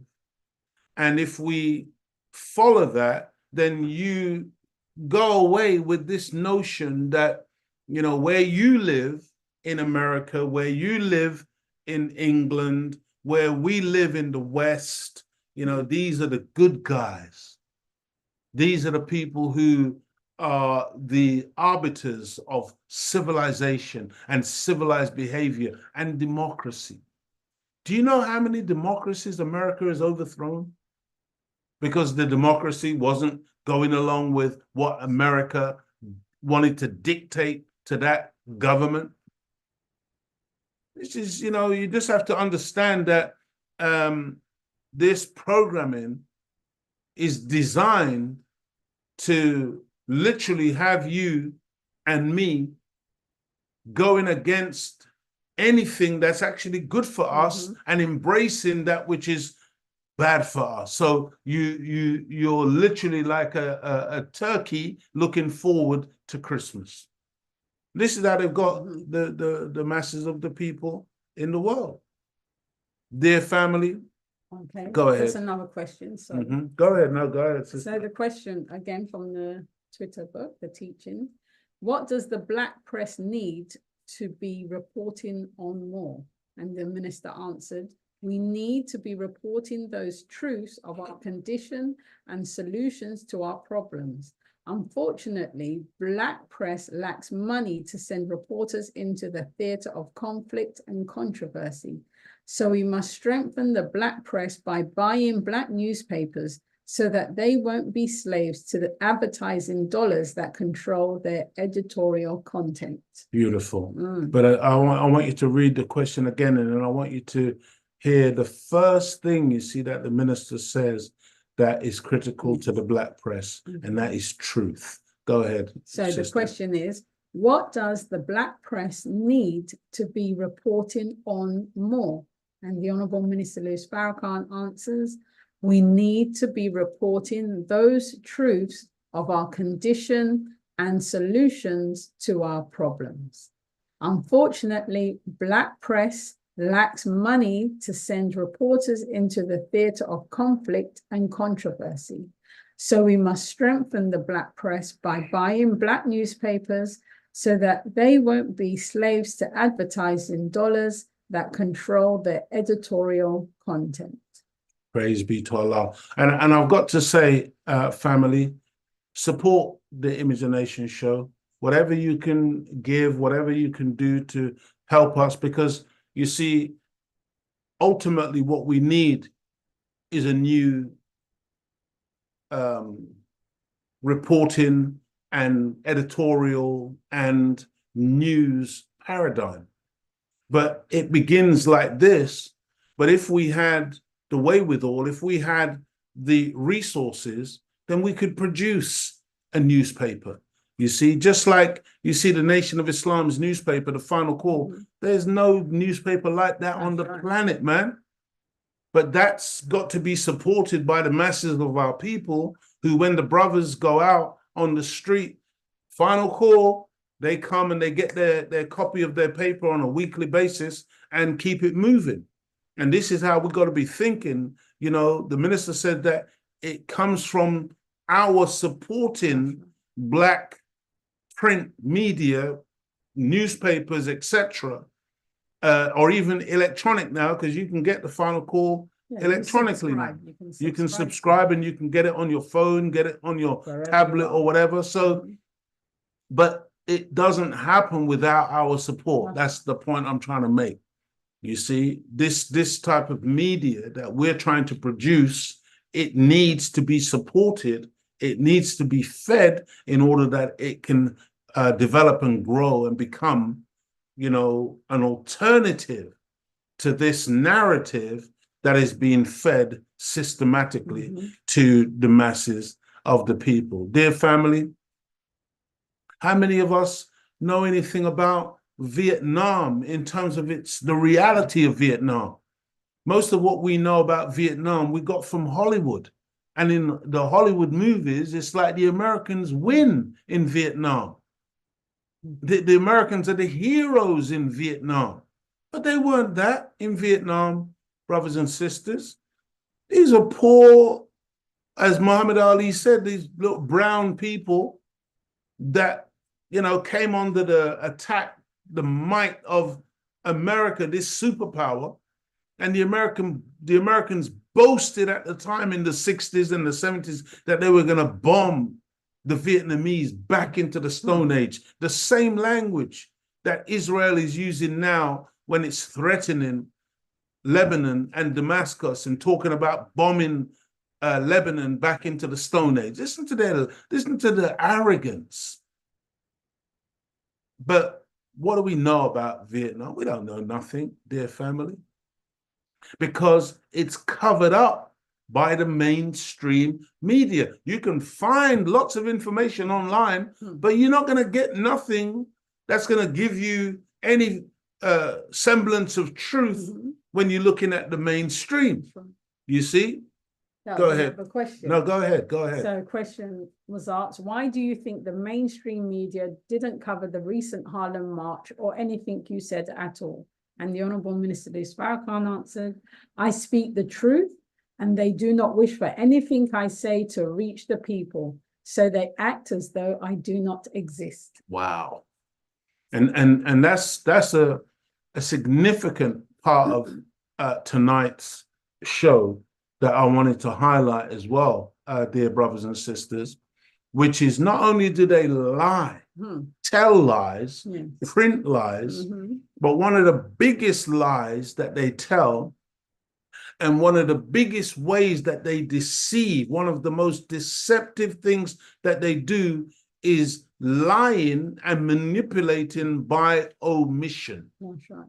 Omission, by not reporting, by not saying, by not telling anything about a particular situation, omitting to mention it so that the people don't even realize that the thing exists or that the thing is happening, and therefore it's yet another form of programming the people. Dear family, you know, 9/11, man, honestly, I could just stop right there and just talk on that thing all night long. And I'm going to have to do a show again on it at some stage, because I know that for most people now, that's like way, way, way in the past. September the 11th, 2001. Wow. That day, you remember that day, Yeah. Sister Claudia? Yeah. September the 11th, we were together that day. I went to pick up the children. September the 11th, 2001. My wife went to pick up the children. I was watching the TV and I was looking at these buildings burning, or at least smoke coming out of these buildings. Then they started to collapse.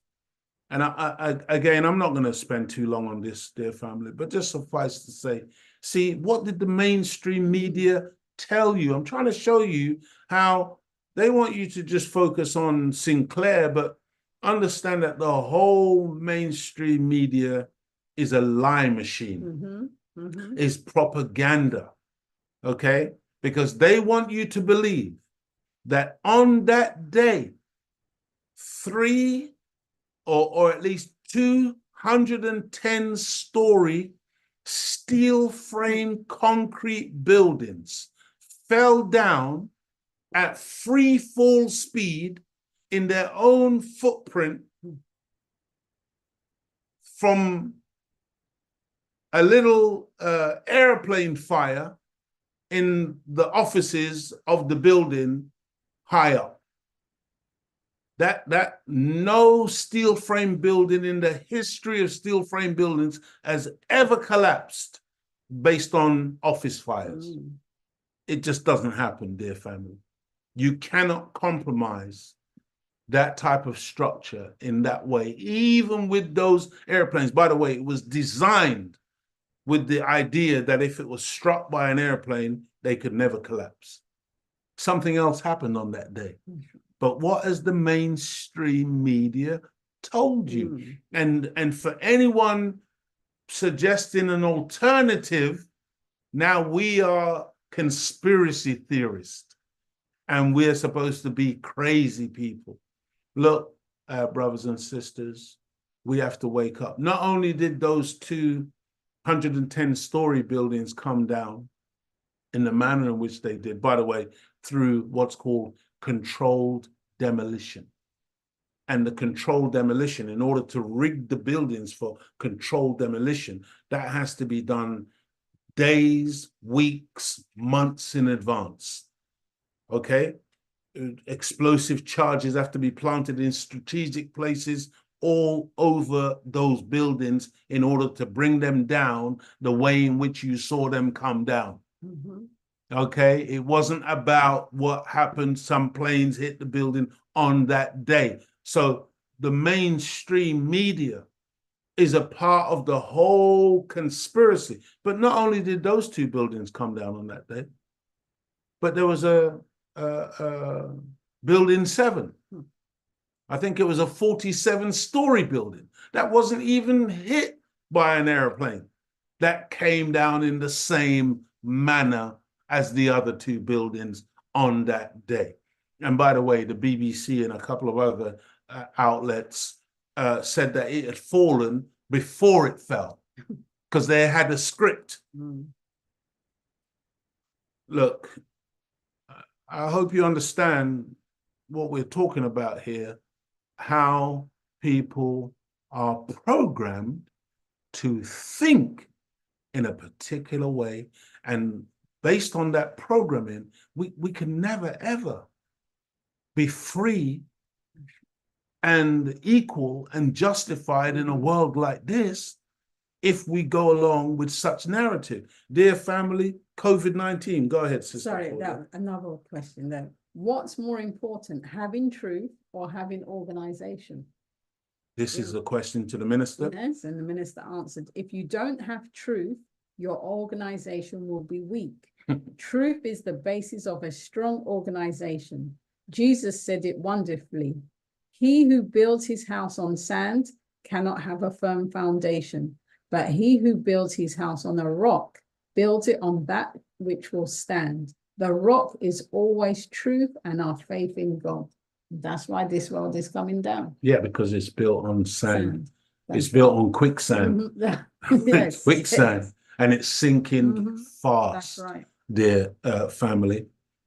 The war on terror, dear family, was never a war against terrorism.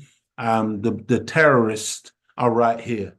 Okay, the terrorists have been running the show for a long time. The terrorist and part of the terrorism that runs this world today, the mainstream media is a part of that terrorist organization.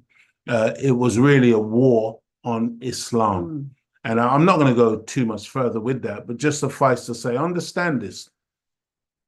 You heard the Honorable Minister Louis Farrakhan earlier on speaking when he explained how he joined the Nation of Islam, how his wife, Mother Khadija, jumped up and joined before him, how he was a little slow, but ultimately he came in after hearing Malcolm X, and how he didn't know that he was a Muslim by nature.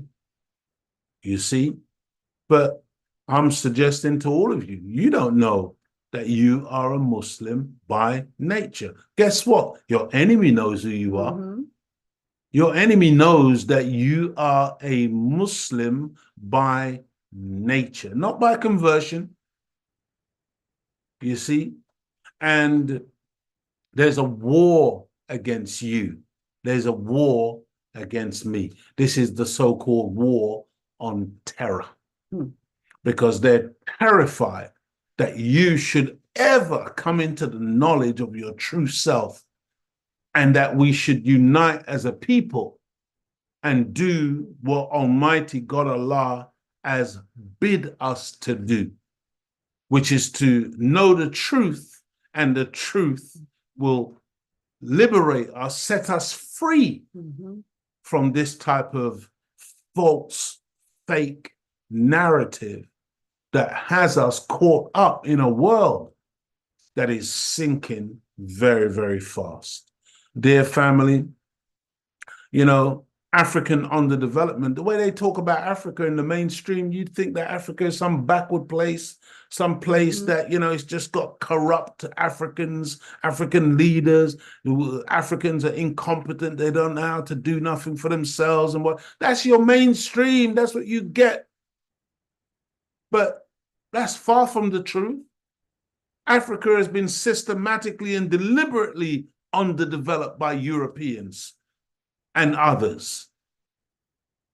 And that began in earnest in 1884, 1885 at that Berlin conference, where they carved up the continent with no input whatsoever from Africans themselves, and determined to absolutely rape that continent while keeping the people there either enslaved, colonized, or perpetually impoverished. This is real, but you don't get none of this stuff in your mainstream. In your mainstream, you want to run away as far as you can from Africa because, man, it's a backward place. It's the dark continent. And Europe, the West, is paradise. And that's why all of these Africans are dying in small boats trying to come across the Atlantic and other oceans to try and get to the glorious West. Paradise. That's what you get in your mainstream. And so, dear brothers and sisters, the Ukraine war, again, if you study the mainstream, it's just propaganda and lies. Guess what? Do you know that Russia is winning the war?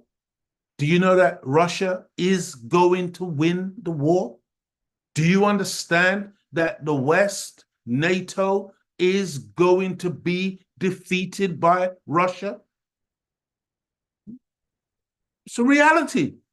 That's the reality of what is going on right now. But if you listen to the mainstream media, you would think that Russia is on its knees and Putin is about to die from one disease or another, which is projection and wishful thinking. They would love to be able to manufacture something like that, make no mistake about it. Their desire is to break up Russia, destroy Russia as the entity that it is, and hence the mainstream now telling you how Putin and Russia wants to take over Europe. They want to dominate the planet. Nothing could be further from the truth. The Russians are merely trying to say, listen, leave us alone and don't put your missiles on our border. Don't use Ukraine as a proxy to threaten our sovereign integrity. That's what this thing is all about. The West is like a parasitical mad dog that just goes all over the planet, attacking and devouring anything that it finds weak and vulnerable. And unfortunately for them, Russia is just not that kind of place. China is just not that kind of place. It used to be, they used to dominate China. They used to dominate the whole planet, but no more, because their time to rule is up. So says Almighty God Allah, and his servants and his prophets and his messengers and the holy apostle and the Christ. Their time is done now. So they're trying to fight back, and they're trying to hold on to their hegemony, to their control and their domination and their power. But it's over, dear family. And Ukraine is going to be completely destroyed because it's allowing itself to be used as a proxy tool of the West. The West doesn't care nothing about Ukrainians. They don't care nothing about Ukrainians. But Ukrainians are useful. Zelensky is useful to perpetrate and to be used as an attack dog against Russia, hoping that they can weaken Russia to the point where Russia becomes vulnerable for a breakup and a takeover. But instead of Russia getting weaker, Russia is getting stronger. So, dear family, Israel and Gaza, I mean, my God, you know, I cannot even begin to say to you how complicit the mainstream media is in this genocidal onslaught against the people of Gaza, men, women, and children, and mostly women and children, who are under this constant bombardment, backed, aided, and abetted by America and Britain, Germany, France, supplying the Israelis, who are completely out of control, supplying them with 2,000-pound bombs and other weapons of war, fighter planes and other weapons to wreak havoc and mayhem on innocent men, women, and children in refugee camps, in tents. And not only are they bombing, shooting, and killing, maiming people, but they're then at the same time depriving the people of any aid coming to them, starving the people deliberately, whilst having the audacity to look into a camera and say, we are the most moral army in the world. What you've got to understand with Satan, dear family, is Brother Khalid said it like this many years ago. He said, whatever the enemy opposes, we support. And whatever the enemy supports, we oppose. And, you know, I kind of like that But I'll say it to you like this. Whatever you hear Israel saying today, understand that it's the complete opposite. And when you hear them saying that Hamas raped or had a systematic program of rape, that was part of their attack plan, a systematic program of raping. When you hear about a woman having a baby cut out of her stomach, or a woman being raped, mass raped, and having her breast cut off, and the Hamas terrorists playing with the severed breast like a football, and yeah, I mean, honestly, dear family, all of these tales, all of these stories have been debunked, have been proven to be absolute diabolical lies. 40 beheaded babies, diabolical lies. But everything that they have said is everything that they themselves are doing, and can be proven at no limit of time that children are being beheaded, men and women, Palestinians, are being raped systematically, tortured systematically, starved to death systematically. I mean, everything that they say is actually what they are doing.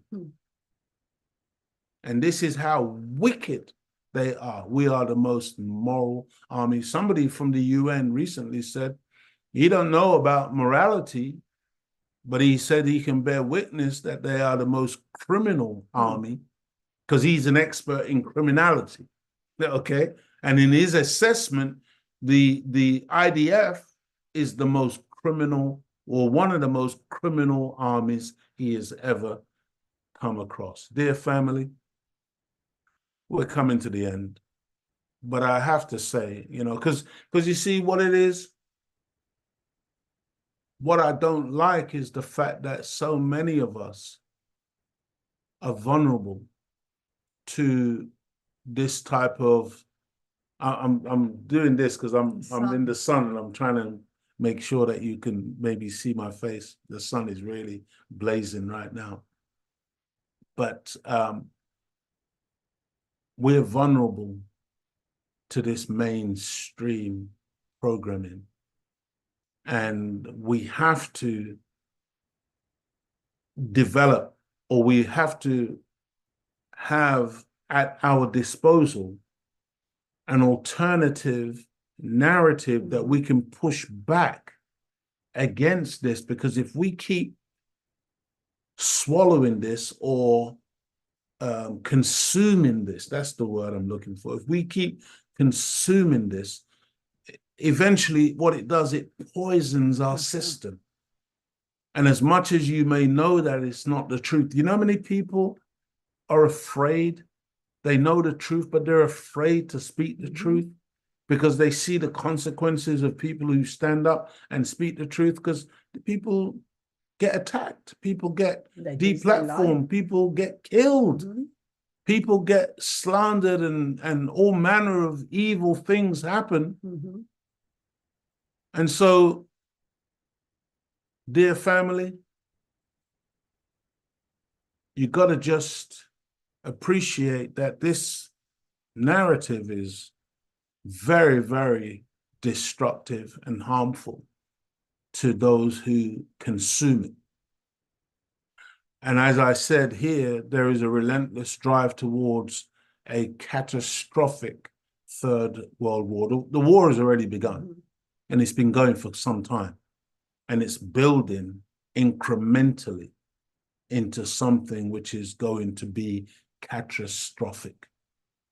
And the mainstream media message is basically building the momentum towards further and further conflict, but giving us the illusion and delusion that we're on the winning side, and that we can take on China, that we can take on Russia, that we can take on North Korea, that we can challenge the entire world, who can see finally that the mask of civility has slipped from the West, and that they are standing foursquare in support of the genocide taking place in Gaza and in the West Bank. And the way they're talking about, the day after the war, as if Israel is to emerge from this, whether victorious or even if they were to lose to Hamas, that they're somehow a legitimate entity in that region. Please, family, I hear these talking heads talking about, well, in terms of the future, there can be no government with Hamas. No, because Hamas is so horrendous. They're so barbaric. They're so wicked as an entity that, there's no dealing with them in the future. They can have no part in governing the Palestinian people. Well, if you're going to say that about Hamas, what are you saying about Israel and its governing body, its government?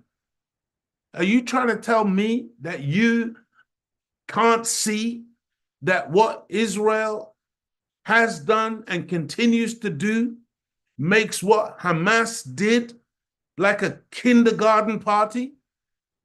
But this is the white supremacy arrogance, colonial mentality of those in the mainstream media who believe that after this genocidal episode, where hundreds of thousands of people will be dead by the end of it, maimed for life, whole families wiped out, that somehow Israel should be able to just get back to normal business as usual? Really? Really? Well, the Honorable Minister Louis Farrakhan said at Savior's Day, you're not going to be able to stay there. You are not going to be able to stay there. It's done, man. You have shown who you are, Shaitan, Satan. And so, I've made it as clear as I can make it, dear family. I hope you get it. I just wanted you to look at this, because this is how we are programmed by the news. Breaking news. A bombshell. Today is a turning point. Today was historically bad for President Trump. Today was a turning point. A turning point. We're at a turning point here. The beginning of the end for the Trump presidency. We have another bombshell. Mike Pence might have to assume the office of the presidency. Rumblings of the word impeachment. Breaking news. Another bombshell out of the White House. I believe this is the beginning of the end. I do too. It's really the beginning of the end. He may be feeling the walls closing in on him. All the walls closing in on him. The walls closing in on him. Breaking news, a new bombshell. One astrologer says this means the beginning of the end for President Donald Trump. Trump will resign. Trump is going to resign. Is this the tipping point? I know we've said it over and over. You think this is a tipping point? And over and over. This is a tipping point. And over and over. Breaking news, President Trump off the rails. It was the beginning of the end today. The beginning of the end. Breaking news tonight, new bombshell. This is the beginning of the end. The beginning of the end. The walls are closing in. The walls closing in. The walls closing in. Breaking overnight bombshell. This is a very dramatic day, and I think it might be near a tipping point. Do you think this is a tipping point? December 1st, 2017, you can mark it down. This is the day that everything changed. The beginning of the end? Beginning of the end. The beginning of the end. The beginning of the end. The beginning of the... We begin tonight with the bombshell. Donald Trump is in a lot of trouble. Trump is in trouble. The president will resign. And you really think it's just a coincidence that they're all saying exactly the same words? This is such a setup, dear family. And the people, the public has just been fed, programmed, so that before you know it, you might hear yourself certain words coming out of you, and you think that it came from you. This is how this media lie machine works. And so just like with Hitler's publicist, Mr. Goebbels, he said, if you tell a big enough lie and keep it going for long enough, eventually the people will believe it. This is the methodology that's been used, that's been employed in this so-called news media. Another bombshell. This is a tipping point. Trump's going down. This president could be impeached. Resignation. Resignation. I don't think this president is going to serve out his term. Mr. Trump will not serve out his term. He will not serve out his term. No way, no how. Breaking news. Absolute bomb. Donald Trump is not. He's done. And it's over. It's over. The wall's closing in. The wall's closing in. This is going to be the Achilles heel. Breaking news tonight. I expect Trump to depart. This week will be the watershed week. Trump is in big trouble. Trump's in a lot of trouble. It's a sign of a terrified old man who feels the Walls Closing in. The walls are increasingly closing in on him. tonight. The walls are closing in. today changed everything. This is the beginning Of the end. today, the biggest Tipping point for the Trump administration. What a historic day. The bombshells. He's underwater. He feels the walls closing in. Turning point. we may be at a tipping point. It's the beginning of The end. The beginning Of the end. Another bombshell. bombshell. Bombshell. Bombshell. Bombshell. And don't forget, this is like, repeating the same person saying the same. This is every single one of these clips is a different clip from a different person saying the same thing. This is really, really important to understand. It's a bombshell. Hi, I'm Fox San Antonio's Jessica Headley. And I'm Ryan Wolf. Our greatest responsibility is to serve our Treasure Valley communities, The El Paso, Las Cruces communities. Eastern Iowa communities. Mid-Michigan communities. We are extremely proud of the quality, balanced journalism that CBS 4 News produces. But We are concerned about trouble and trend of irresponsible, one-sided news stories plaguing our country. Plaguing our country. The sharing of biased and false news has become all too common on social media. More alarming, some media outlets publish these same fake stories without checking facts first. The sharing of biased and False news has become all too common on social media. More alarming, some media outlets publish these same fake The stories. attack is on the social media.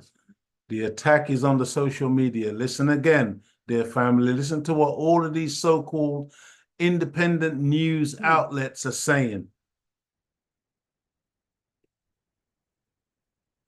Fake stories without checking facts first. The sharing of biased and False news has become all too common on social media. More alarming, some media outlets publish these same fake stories without checking facts first. Unfortunately, some members of the media use their platforms to push their own personal bias and agenda to control exactly what people think. And this is extremely dangerous to our democracy. this is extremely dangerous to our democracy. This is extremely dangerous to our democracy. This is extremely dangerous to our democracy. This is extremely dangerous to our A democracy. democracy This is that does not exist. See, a democracy in word only. You're looking at a dictatorship. That's what this programming is all about, dear family. Extremely dangerous to our democracy. This is extremely dangerous to our democracy. This is extremely dangerous to our democracy. This is extremely dangerous to our democracy. This is extremely dangerous to our democracy. This is extremely dangerous to our democracy. This is extremely dangerous to our democracy. This is extremely dangerous to our democracy. This is extremely dangerous to our democracy. This is extremely dangerous to our democracy. This is extremely dangerous to our democracy. In consumer news, economic factors may take some spring out of the Easter Bunny step this year. Economic factors may take some spring out of the Easter Bunny step this year. Economic factors may take some spring out of the Easter Bunny step this year. Economic factors may take some spring out of the Easter Bunny step this year. Economic factors may take some spring out of the Easter Bunny. The ones who put the clips together, I don't know why they put this canned laughter in the background, because it's not funny. They may think it's funny, but it's deadly serious, because this is what people go home, they put on their news, and they think that they're hearing news, not realizing that every other outlet is being programmed with the same language, the same words, and it's like a mantra that eventually becomes you. It becomes the thing that influences you and makes you to go out and make your own life decisions based on a program that you have swallowed. Step this year. Economic factors may take some spring out of the Easter Bunny step this year. Economic factors may take some spring out of the Easter Bunny step this year. Economic factors may take some spring out of the Easter Bunny step this year. Economic factors may take some spring out of the Easter Bunny step this year. Economic factors may take some spring out of the Easter Bunny step this year. Economic factors may take some spring out of the Easter Bunny step this year. Economic factors may take some spring out of the Easter Bunny step this year. Economic factors may take some spring out of the Easter Bunny step this year. So-called newscasters are better actors than others. Some of them are better at delivering their lines than others. But make no mistake about it, they are merely actors delivering lines. Economic factors may take some spring out of the Easter Bunny step this year. Economic factors may take some spring out of the Easter Bunny step this year. Economic factors may take some spring out of the Easter Bunny step this year. Economic factors may take some of the spring out of the Easter Bunny step this year. Economic factors may take the spring out of the step of the Easter Bunny this year. The final days of the campaign can get a little salty. The final days of the campaign can get a little salty. The final days of the campaign can get a little salty. The final days of the campaign can get a little salty. The final days of the campaign can get a little salty. The final days of the campaign can get a little salty. The final days of the campaign can get... Think about the shame. Think about being a so-called journalist, and at the end of the day, you're just a puppet who's repeating a script written for you by hidden entities, and you're just like a puppet on a string delivering a line. You see, this is like, could be like an audition for a play or a movie, and all of the actors come in and they have to say the same line, and then the director and maybe a producer can sit there and analyze who delivers the line best, who's got the best look, who they think might be the one that they can use in this particular play or movie. It's literally like that, dear family. It's actually sad and pathetic to think that these people would have you believe that they are professional news tellers, when in reality they're just puppets who are reading a script. A little salty. The final days of the campaign can get a little salty. The final days of the campaign can get a little salty. The final days of the campaign can get a little salty. As you probably noticed, the final days of the campaign have been, well, you might call them just a little salty. If your email inbox is out of control and you've given up sorting it out, a Baltimore company thinks it has a solution for you. Could this be the end of email overload? Could this be the end of email overload? Could this be the end of email overload? Could this be the end of email overload? Could this be the end of email overload? Could this be the end of email overload? Could this be the end of email overload? Could this be the end of email overload? Could this be the end of email overload? Could this be the end of email overload? Could this be the end of email overload? Could this be the end of your email overload? Could this be the end of email overload? Could this be the end of email overload? Could this be the end of email overload? Could this be the end of that email overload? Could this be the end of email overload? Could this be the end of email overload? Could this be the end of email overload? Could this be the end of email overload? Could this be the end of email overload? Could this be the end to email overload? Could this be the end of email overload? Could this be the end of email overload? Could this be the end of email overload? Could this be the end of email overload? Could this be the end of email overload? Could this be the end of email overlord? The show, I scream, you scream. You know the rest. I scream, you scream, you know the rest. I scream, you scream, you know the rest. I scream, you scream, you know the rest. Well, I scream, you scream, you know the rest. I scream, you scream, well, you know the rest. I scream, you scream, well, you know the rest. I scream, you scream, well, you know the rest. I scream, you scream, you know the rest. I scream, you scream, we all know the rest. I scream, you scream, you know the rest. I scream, you scream, well, you know the rest. I scream, you scream, you know the rest. I scream, you scream, we all know the rest of it, right? I scream, you scream, well, you know the rest.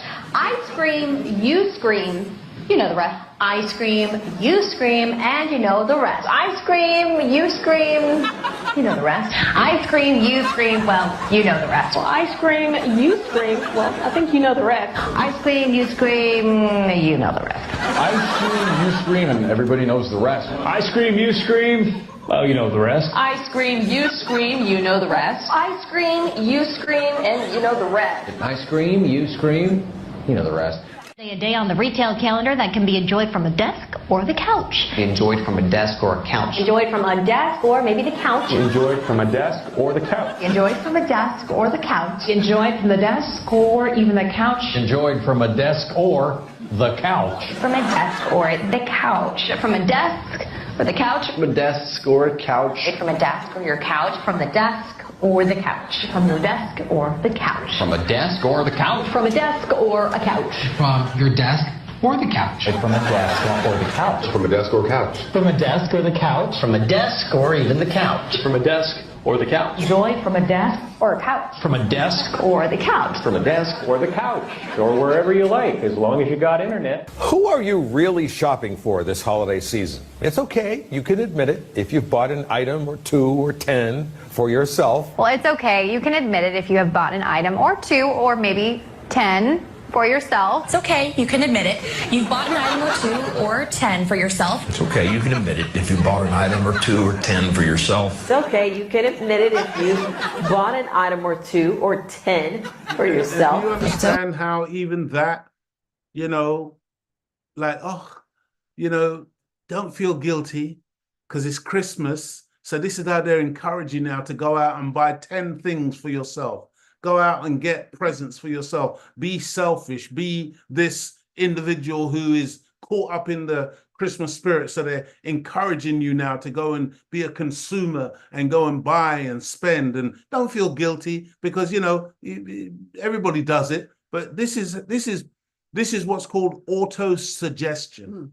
They make a suggestion and it's written in the news, in the so-called news, and then it's put out by all of these so-called newscasters, and eventually it becomes a part of the people's psyche where the people, like I said, they find themselves now going out, buying things, not just for other people, but for themselves, and they have been given a justification as to why they should do it, because, everybody does it. Don't feel guilty. This is some serious manipulative stuff that goes on in so-called news media. Okay, you can admit it. If you've bought an item or 2 or 10 for yourself. It's okay, you can admit it, Todd. If you bought an item or 2 or 10 for yourself. It's okay, you can admit it. If you bought an item or 2 or 10 for yourself. It's okay, you can admit it. If you bought an item or 2 or maybe 10 for yourself, it's okay, you can admit it. If you bought an item or 2 or 10 for yourself. It's okay, you can admit it. If you bought 1 or 2 or maybe 3 or 4, maybe even 10 items for yourself. It's okay, you can admit it if you bought an item or 2 or 10 for yourself. It's okay, you can admit it. If you bought an item or 2 or 10 for yourself. It's okay, you can admit it if you bought an item or 2 or 10 for yourself. It's okay, you can admit it if you bought an item or 2 or maybe 10 for yourself. It's okay, you can admit it if you bought maybe an item or 2 or 10 for yourself. Is it okay? You can admit it. If you bought an item or 2 or 3 or 10 for yourself. It's okay, you can admit it. If you bought an item or 2 or 10 for yourself. It's okay, you can admit it if you brought an item or 2 or 10 for you. It's okay, you can admit it. If you've bought an item About to lose their mind. Yeah, I have to go now. It's doing my head in. It's okay, you can admit it if you bought an item or 2 or 10 for yourself. It's okay, you can admit it if you bought an item or 2 or 10. Say for yourself. It's okay, admit it if you bought an item or 2 or 10 for yourself. It's okay, you can admit it if you bought yourself 1 or 2 or 10 things for yourself, because a lot of people do it. You speak to Allah. Dear family, I hope I really do hope that you get it and that you understand that we're not making anything up here. This is a satanic instrument, a satanic world, and this is how they program the members of the human family. And so many of us today are operating on remote control because we've been programmed, and we have to deprogram. And, you know, it is impossible to avoid or overcome the wiles and the machinations of the satanic mind, which is working 24 hours, 7 days a week, 365 days a year to trap and enslave the whole of humanity to do its will, until and unless we listen to truth from Almighty God coming through a man who has been placed among us to do a divine work of redemption. For the past nearly 70 years, this man's been working among us. Then we cannot, dear family, free ourselves. Thomas Jefferson wrote beautiful words, but his heart was not there to fulfill it. You can't say that you believe that all men are created equal and are endowed by their Creator with certain unalienable rights, that of these is life, liberty, and the pursuit of happiness. You can't say that and hold another nation enslaved. So you weren't talking for them. So the dog whistle in President Trump's cry, "Make America great again," under it is "Make America white again."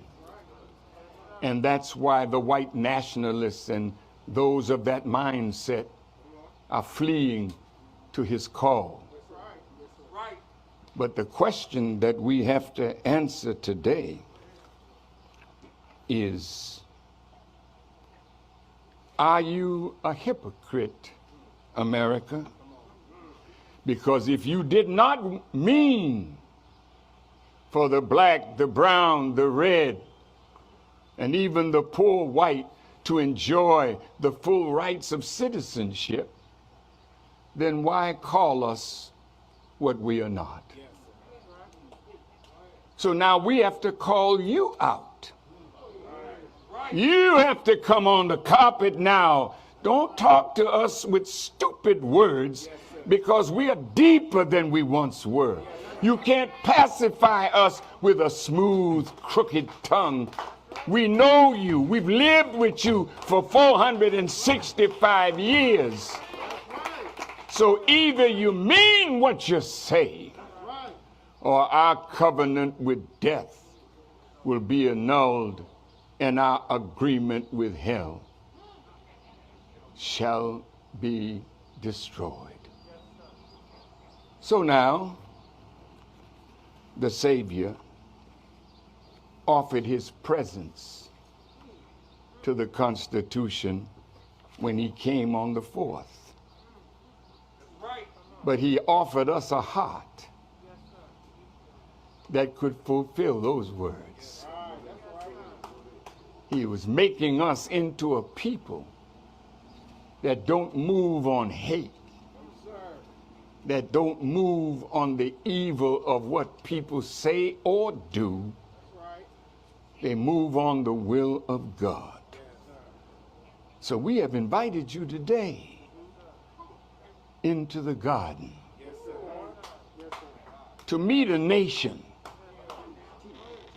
that the Quran says is the best nation raised among men. For we enjoin good and we forbid evil. I walked to this podium on a white carpet. I refuse to walk on red, because all you world leaders, you got your power from shedding the blood of those that may have been in opposition to you. I come on a white carpet. Because in the 65 years of my being a student of the Honorable Elijah Muhammad, I have never shed the blood of another human being to get where I am today.